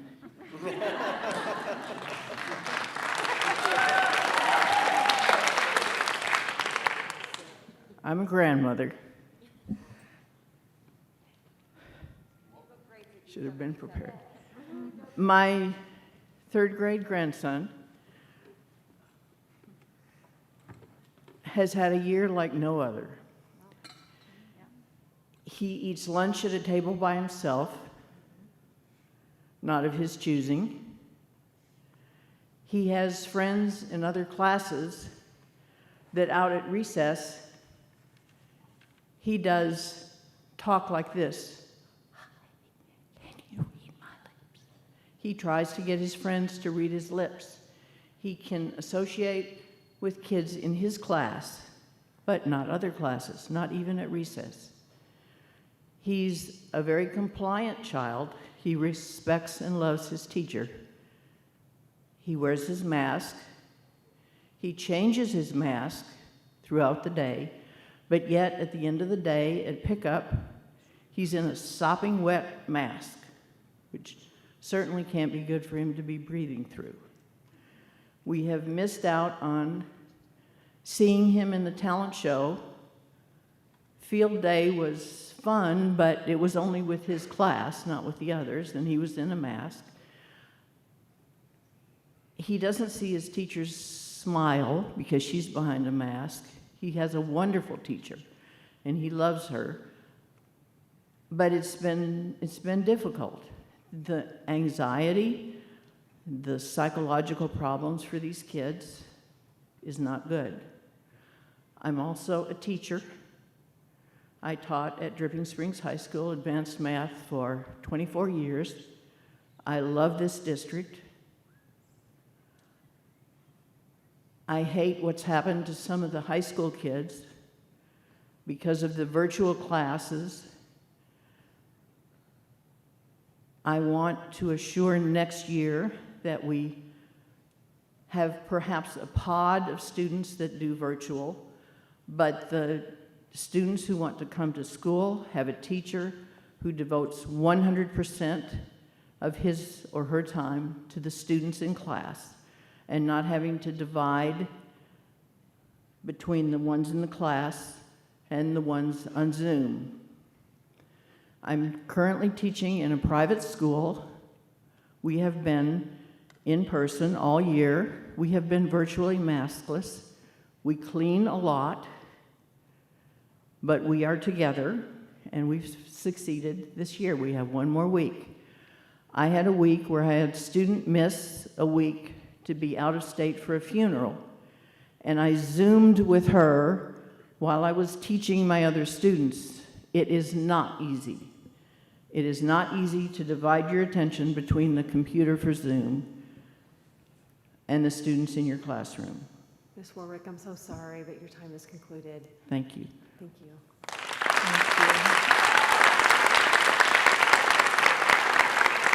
All right, next is Kendall Baker, and she's our last speaker. Yes, hello, thank you. I wanted to first start off by saying I want each and every one of you on the board to know that you have all done the absolute best for all of our children during this pandemic. Do not falter on the knowledge that you have minimized the consequences of a potential outbreak in our schools and potentially in our community. You all have represented the 7,459 enrolled students in our district. Thank you for considering all of the students. The fact that you gave us options to have our children learn at home remotely or to be able to return in person with the mask policies and all of the cleaning policies and the distancing policies, you have made it possible for my child to be successful this year, his first year in 6th grade. He will be inducted tonight into the National Junior Honor Society. And I attribute that to what everybody on this board has done, his teachers, the administration, the staff. My son has a health condition, and he is very afraid of getting COVID. If he were to get to COVID, it would be life terminal for him because of his condition. We're doing everything we can as parents to help him through the emotional and the psychological aspects of the consequences of what this pandemic has done to our community. Y'all didn't do that. The pandemic did that. This board has been phenomenal. Thank you, thank you, thank you. I work in the ICU, I work in the COVID units. I see people as they say, I cannot breathe, right before we intubate them. I cannot tell you what stress that has put on all healthcare workers. And I have watched people die, and I have watched family members not be able to see their family before they die. This illness is not a hoax.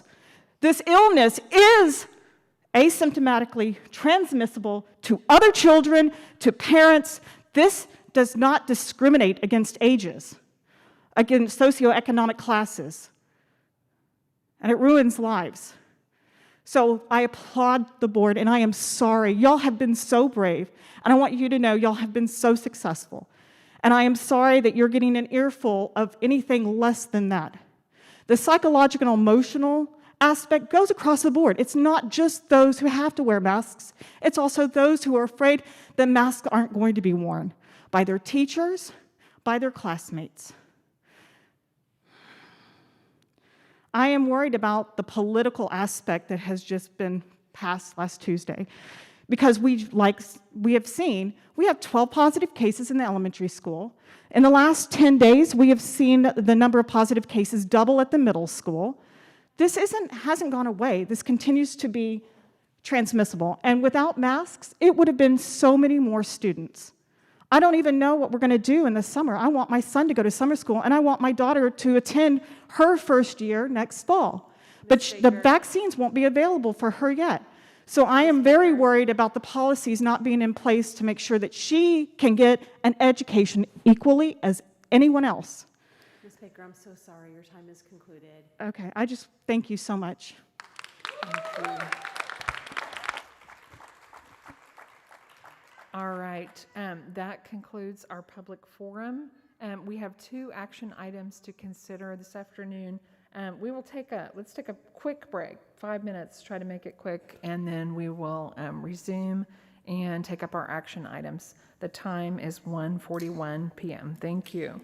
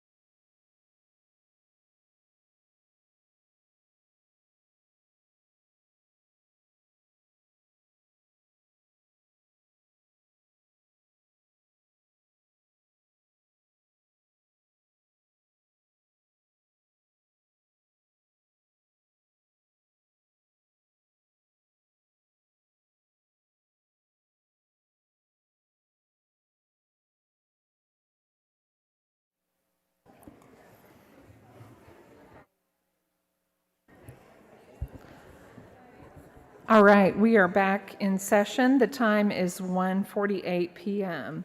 Our first action item this afternoon is consideration approval of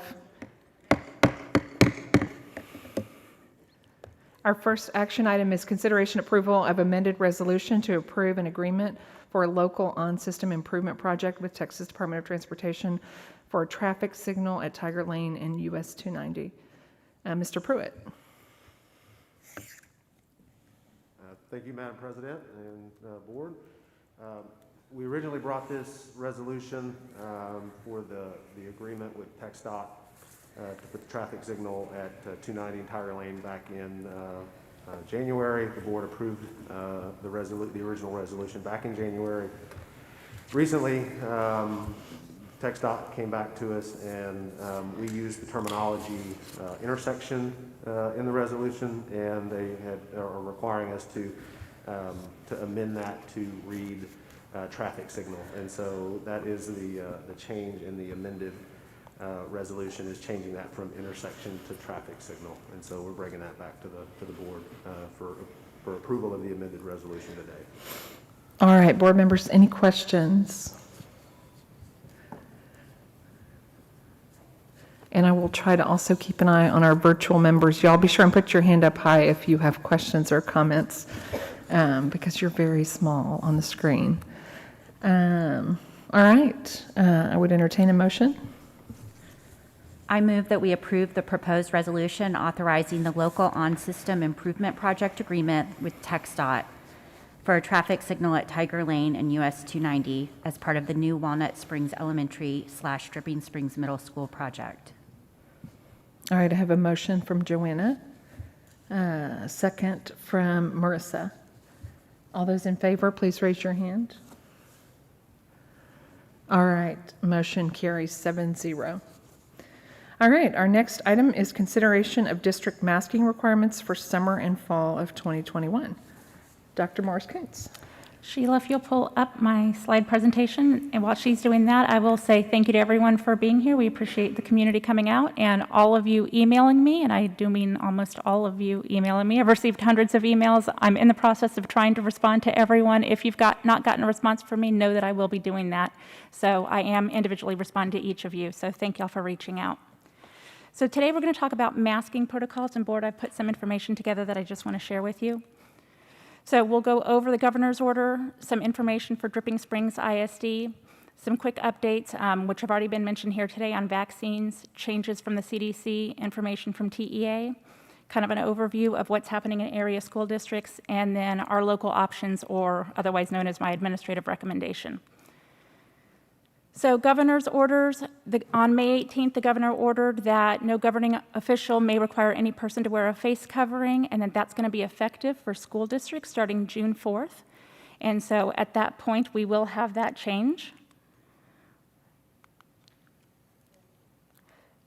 Oh, it's maybe moving a little slow, sorry about that. Sheila, can you go back to, just to make sure? I don't think I'm actually moving it. I think you may be. Okay, no, keep going. Let's see. Oh, no, you are moving it. So if you'll go to the DISD information, then you'll have to click for me because I can't do it with this. Okay, so next slide. So quick survey of our staff. Just wanted you to know that there was a survey that did go out to staff. And not every staff member responded, but a good portion of our staff did respond. And so we do have a strong indication that all of our staff knew that vaccines were available and had that option. And then we have a good number of our staff members of those who responded who were fully vaccinated. So that's a good sign. Moving forward, Sheila.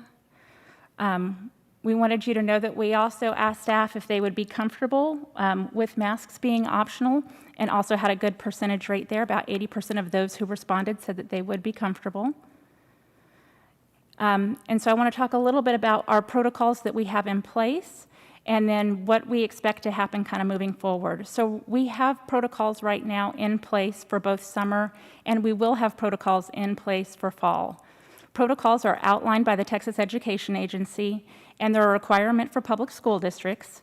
At the same time, Dripping Springs also had local protocols that we added on top of those. And so we're going to be looking at all of our protocols this summer. We feel like it's prudent to change from what we put in place last year at the start of the year with all of the new information that we have and reevaluate what we have in place right now to make sure that we have the right things in place. So you can expect that there will be changes from the original implementation, both adding some protocols, and I'll talk about some examples where I think that's appropriate, as well as removing some protocols so that we can establish some reasonable measures for all of our students to return to campus safely. So some examples of changes, there are ways that we can increase our protocols that I feel like our community could understand are good safety measures and are important things for us to be doing in our schools. There are ways for us to update our building and bus filtration systems. I know that in the past, when the protocols came out last year, our district increased airflow in our buildings, and ventilation was one of those important things. But there's also things we can do, like increasing the MERV rating on our filters. Now that we have changes with masking, the higher filtration rating will actually go through the air and help filter out the smaller particles. So that's going to improve air quality in our school buses and in our schools. And those are good things for us to do in general. It helps with health overall. Air quality is an important part of being in the building. And so we feel like there are ways that we can add to our safety protocols that are good for our district to do and not expensive things for us to do. And then there are also opportunities for us to look at some of the local things that we have in place and change some of our protocols and take some things out of our protocols. An example of that a parent emailed me about was food drop-off. And one of the things that early on the thinking was that the virus was spread through touching objects. Well, that information has changed over time. And before, we didn't have parents on campus, and that has started to change over time. So with both of those changes, then food drop-off is one of those things that locally we've been having in place that we can take out of our protocols and start to get things feeling more normal in a campus environment. I have had a lot of emails, like I said, and certainly in those there have been concerns, so I wanted to try to use this opportunity to address some of those concerns so that people feel comfortable moving forward. Masks will continue to be allowable for students and staff who choose to wear masks. That's an important part of the optional piece of optional. We are exploring alternatives for families who want to remain masked. I've had a lot of creative ideas sent to me, and I haven't had any time to explore those with our staff and talk about those, so I need the opportunity to do that. There have been parents who were concerned. I've had a couple of emails about bullying for mask wearing, and bullying is one of those training requirements that we do with our district staff, and so our district and campus administrators will have training on bullying behaviors and how to address that. That's important for all kids in general, all the time. And then also we want our staff, teaching staff and campus staff to be trained on that same training. So we just feel overall like that's an important thing for us to do as a school district, and that's not necessarily specific to masking. It really is just about making sure that kids are developmentally growing well and learning how to socialize with each other and have appropriate behaviors. One of the things I wanted to address specifically is virtual campus, because a lot of people have asked, will we be able to do that next year? Right now, what I'm seeing is that we have a large on-campus student presence. When I've talked to elementary principals and been on the elementary campuses, which I've been on all of them at this point, we have about 90% of our students who are already doing in-person learning. We know that teaching in a dual environment is not a sustainable model for our school district. Even when y'all had higher enrollment last year, Dripping Springs wasn't able to dedicate staff to a completely virtual model. As we move forward, we're expecting smaller enrollments, and so with that smaller enrollment, when you're trying to dedicate staff to online, that cost goes up, and so correspondingly, I think that's going to make staffing for a virtual environment unachievable. Right now, there's also not a commitment from TEA or from the legislature that a virtual enrollment will be funded, and so I'm not seeing that it's going to be feasible for Dripping Springs ISD to be able to fund and establish a virtual environment for next year. So a couple quick updates on vaccinations. Last week, the CDC announced guidelines for those who've been vaccinated, and that's really at the adult level regarding face mask use. But then we also had Pfizer who came out, who was approved for 12 years of age and up for vaccinations, and so that creates a new opportunity for those 12 to 15. As a district, we have provided a link to local vaccination opportunities, and we're exploring providing another opportunity for both families now to get vaccinated, as we have been doing with staff, so that those who may want vaccinations have that opportunity within the district.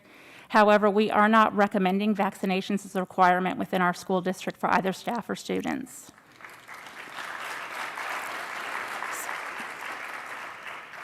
So some news from TEA. There currently isn't any new protocols that we have received from TEA. We do anticipate updated protocols for summer soon. Those do tend to come out pretty close to those time periods opening, so we expect that any day we should have something along those lines. We're also expecting updated protocols for the fall to come out sometime later this summer. Those are things we will look at to make sure that they're reasonable measures and to make sure that they're things that we can implement. So I want to catch y'all up real quickly on what we know about area school districts. So there are districts around us who have made changes for masking. Most of those did that prior to governor's orders. There are also districts who have it on their board meeting for tonight and who have recently made changes. And so just wanted y'all to have that list and kind of be aware of what the local area is doing as far as masking. And then I want to give you my recommendation. So governor's orders, just to kind of encapsulate the timeline so that you understand, governor's orders were for June 4th. So my recommendation is that we make a local change for our masking and make that optional sooner. With graduation being May 28th and our outdoor capacity being 50% for 8 tickets per family, there's room for social distancing in the stadium. So we would like to consider May 28th as our date for our local decision. Summer school begins June 1st, and for us, we feel like waiting 1 week into summer school and having kids start with one protocol and then changing that protocol isn't a good idea, so we'd like to also make it optional for summer school. So we posted for a consideration for y'all for summer and fall. We'd like to finish out the school year and then go ahead and start with a mask optional for summer starting on May 28th. What questions can I answer for y'all? Board members, Marissa?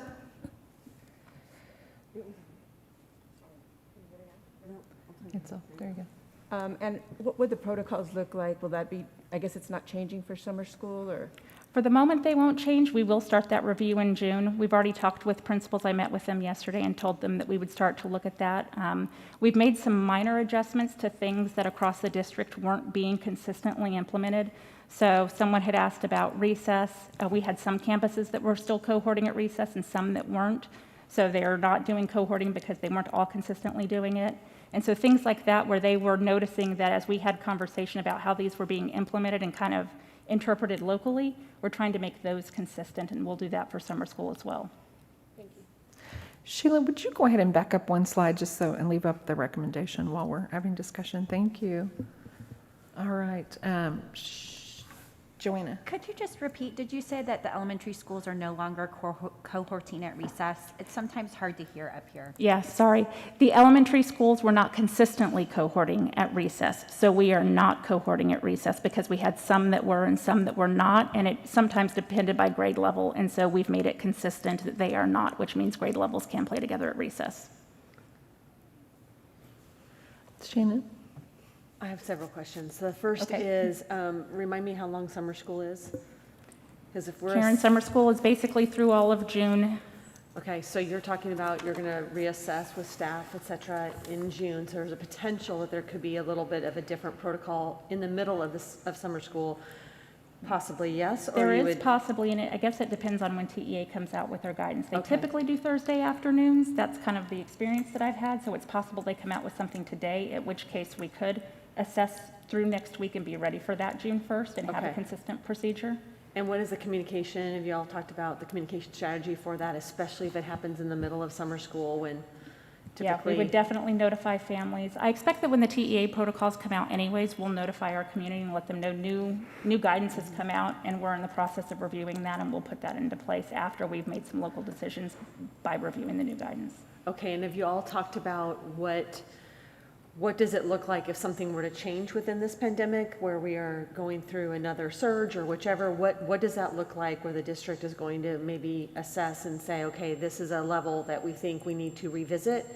Can you just speak to that a little bit, please? Yeah, I think it depends on, one, what that is, and two, what options we have. I mean, if masking isn't an option, and that's not something that we'll be able to change at any point. It may be, the quarantine protocols, I know that those changed here when y'all had CDC options to change. And so I think as those types of things come out, things will continue to be reviewed. And I think that's one of the ways that we can be more successful, is looking at what's going on in our community and then respond to that appropriately. That's kind of how the MERV filters came up when we had, an issue at a campus with busing, and that was where we were having some students who were, we believe, being exposed, and we looked at what could we be doing, and one of the changes we could be doing was the air filtration.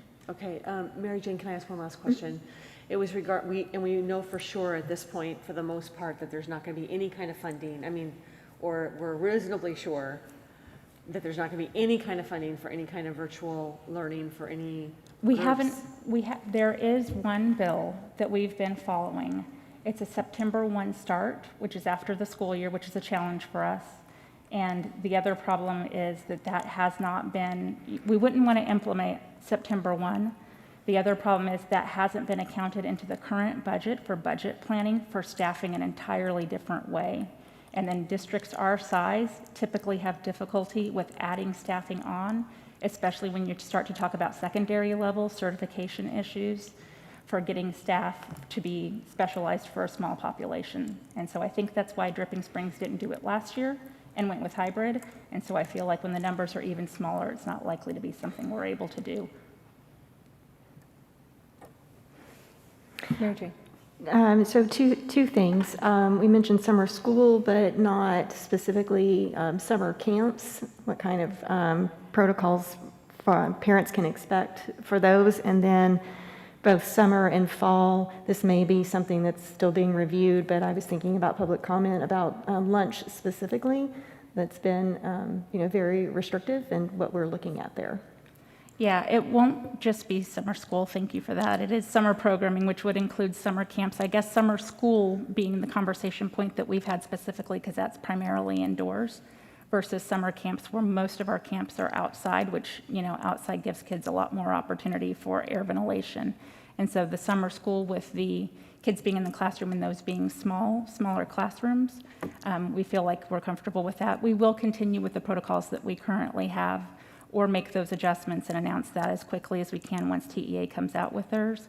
But we do still anticipate all of the same cleaning protocols, which I think in general our cleaning protocols are good. We want cleaning protocols in our building, and we feel like that's been successful.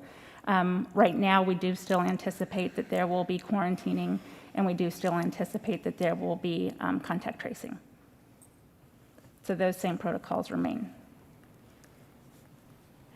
So a follow-up question there about contact tracing, because as I look at districts across the state, I was surprised at the variation of even how that is conducted. So I was wondering where you would be getting your recommendations, your best practices.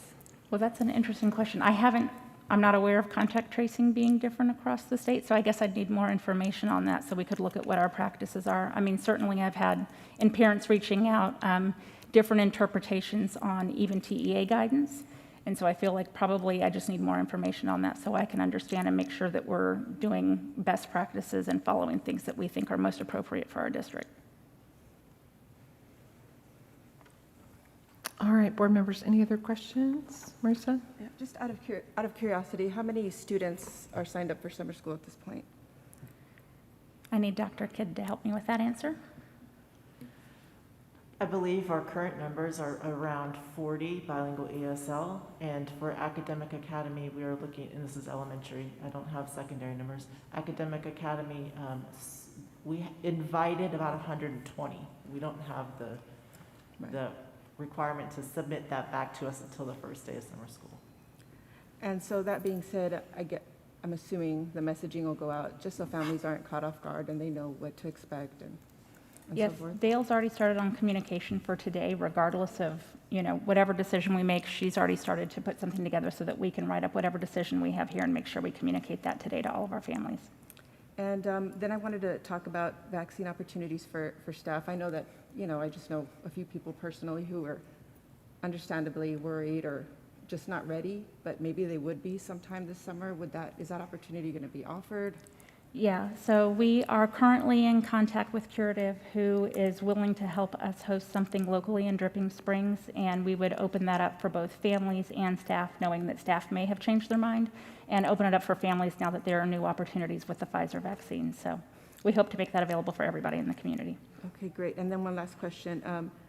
You know, we talked about virtual schools, and I don't know if a referral is the correct word, but I know that there are opportunities, or at least I've heard, that children can sign on like in another school district who may have a virtual TEA had a virtual campus option. It opened in March, and you had to have applied, and they were only opening it up to 50 districts. And so by April, you had to have had your full submission in and then be interviewed by TEA to stand up a virtual campus, and that would allow districts to do that together. And so an urban district could partner with a smaller rural district and do that. And so that's where they were allowing students to cross district boundaries and be a part of a virtual campus. And so that was a pretty specific program and an early on option that we didn't opt into. And so not something that timeline has passed, I guess is what I'm trying to say. Not something that we can elect into at this point. Ron, I think you had a question? I did. Thank you so much. Good afternoon, fellow board members, Dr. Coons, and everybody there. I'm joining you from a different time zone, but glad to, I do apologize for that inconvenience. Back to the previous question, I'll call Dr. Kidd. I think that maybe one of the options would be to at least consider a virtual option with the Texas Virtual School Network. So that might be certainly worth a conversation. I think relative to this discussion, though, I did want to ask you, Dr. Coons, also if you could consider, I think just when you have the COVID task force meet, to have some more data, not more data, but some data that reflects what other local school districts are doing, but also have kind of what their case count looks like. And the reason why I'm asking for that is I have a very close friend who is a principal at one of the elementary schools in a neighboring district in Wimberley specifically, that has not had a face mask mandatory protocol in place over the last 6 months. And it just seemed like I was watching their numbers very carefully just to see what kind of impact it would have on their campus numbers, and it seemed to be somewhat negligible. So I think that information might be somewhat valuable, and also I probably might ask for those dates to be published on our website somewhere where the task force, would be meeting, for example, to talk about, any, current news or upcoming changes or studies that have come out. For example, I've also been long confused, for example, why we have face masks that are still required outdoors when typically, according to some of the studies, it would be difficult to contract COVID under those conditions. So I was just going to ask that some of those other data points might be considered moving forward. So I believe that the task force will not be meeting over the summer. That group, a lot of them are parents and teachers who won't be available over the summer. So it'll primarily be us having conversations with our administrators to look at those who are on contract, having those guidelines, and then also sharing that information out with our community so that our parents are aware of what TEA is proposing, so that we can have that information available, and then us making local edits to that. All right. So can you, oh, I'm sorry. Oh, Carrie. Thank you. Thank you, Barbara. Can you hear me okay? Yes, we can. Perfect, thank you. Wanted to ask, and I obviously can't flip back through the slides, so it may be that you honed in on this a little more closely. But just if you're a teacher and you're looking ahead to the fall, what do you think is a timeline for when they should have a pretty good idea of what the policies and protocols will be inside the classroom? Do you have a sense for that? I don't. I think that it depends on when TEA gets us that information. It's possible that when they give us the summer information, that they also give us a heads up for fall. I think that will be the first piece of guidance that we have that looks more like what the fall will look like. So I think whatever changes they make, and I do know that the governor's order said they had to make that change by June 4th, so they have to go back and edit that. So I know that June 4th is the latest that we should have that from TEA. I know as we know so much more about the disease now than we did at the beginning of the last school year, it's, been a constant changing environment.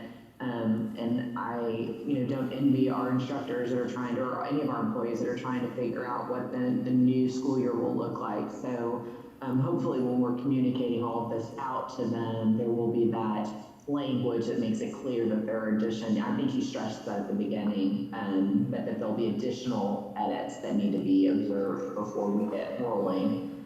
And that's a critical piece. And then I have a second question, if I could, just in terms of children, because I think that there is anxiety on both sides of the coin, those that have been wearing masks and don't want to wear them, and those that are having been wearing masks and would like to continue wearing them.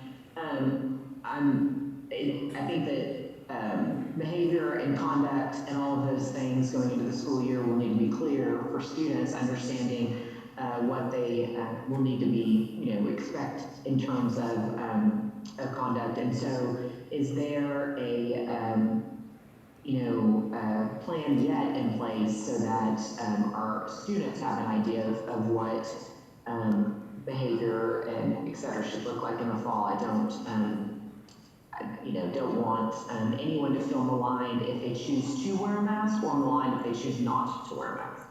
Yes, and I did address that a little bit in the presentation, that certainly those will be behaviors that we'll address. I mean, our goal is for the school year to look more normal, and as we transition to fall, it to be really a bigger conversation about academics and about instruction and working with our teachers to make sure that we're having a good, successful school year. We're looking forward to having all of our students back in person, and so we feel like we want to really focus on trying to do that really well with our students, and so that'll be good conversation for us to have and good professional development to have with our teachers, but that will include some information on bullying behaviors, and that's an important just start of the year conversation to always have with staff.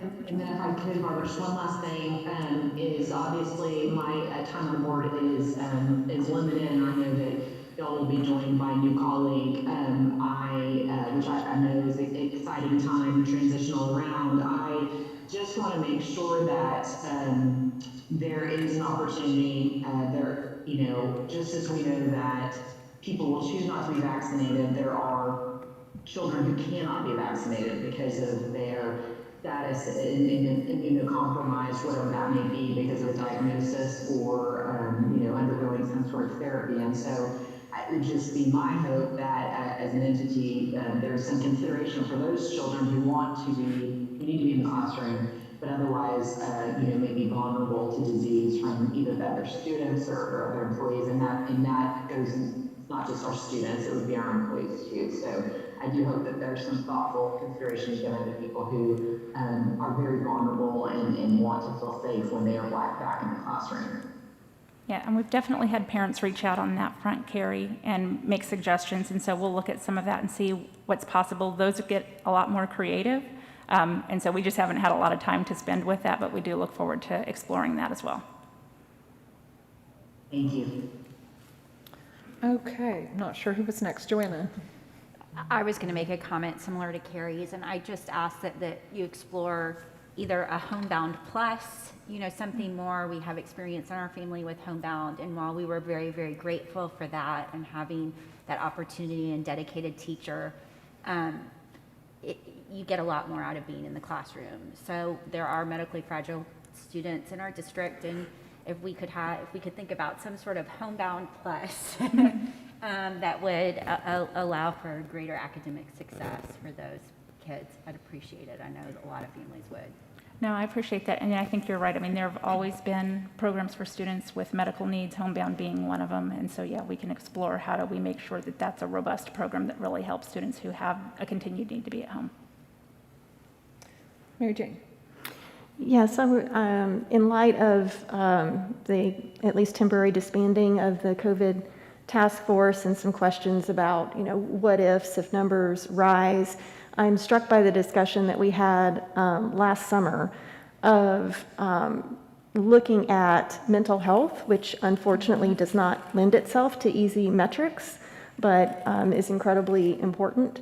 So I would hope that as we have professional development about other things, that we incorporate what to look for, because our licensed mental health counselors cannot handle the scope of the stress of the past year. So I haven't heard anything about that, so I just kind of wanted to put that on the table. Dr. Kidd and I've already started to have some conversations about that and making that a pretty essential focus for our district. Certainly that could, in our conversations, come with a need for some staffing. So we're having some conversations about how do we make sure that we have a robust program going forward for that, and we do feel like that's going to be really important.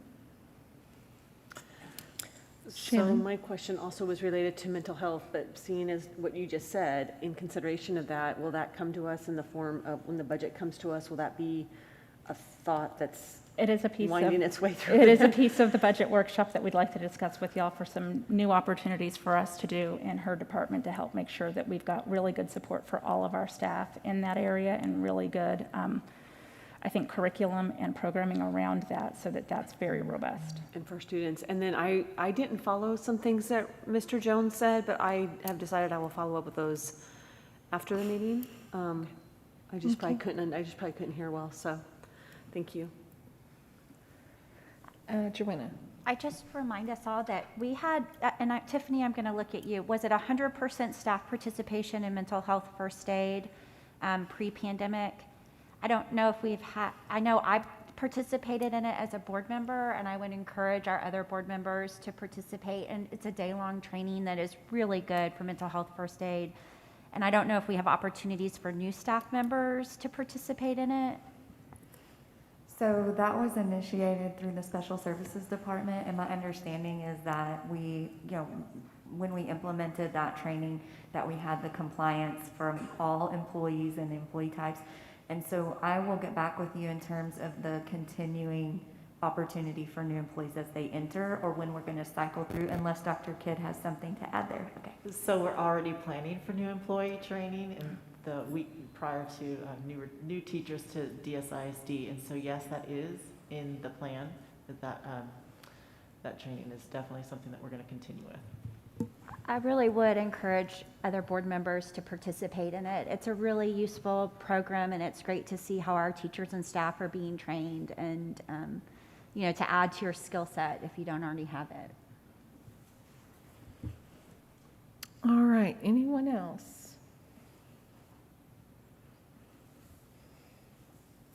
Ron or Carrie, I just want to make sure I'm not missing you down there. All right. All right, so we do have a recommendation, and Dr. Morris-Coons, I just want to thank you. You've been here now officially 2 weeks.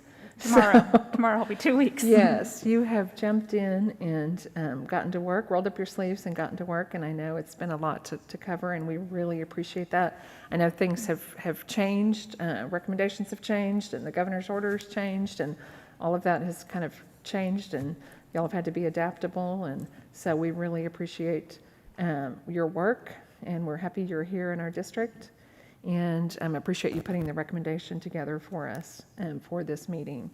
So, all right, Mary Jane?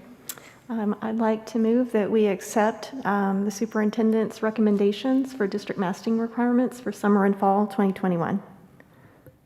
Okay, would you mind being specific about a date in your motion?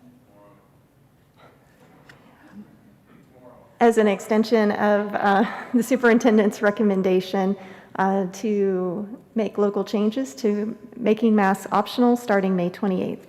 All right, I have a motion from Mary Jane, a second from Joanna.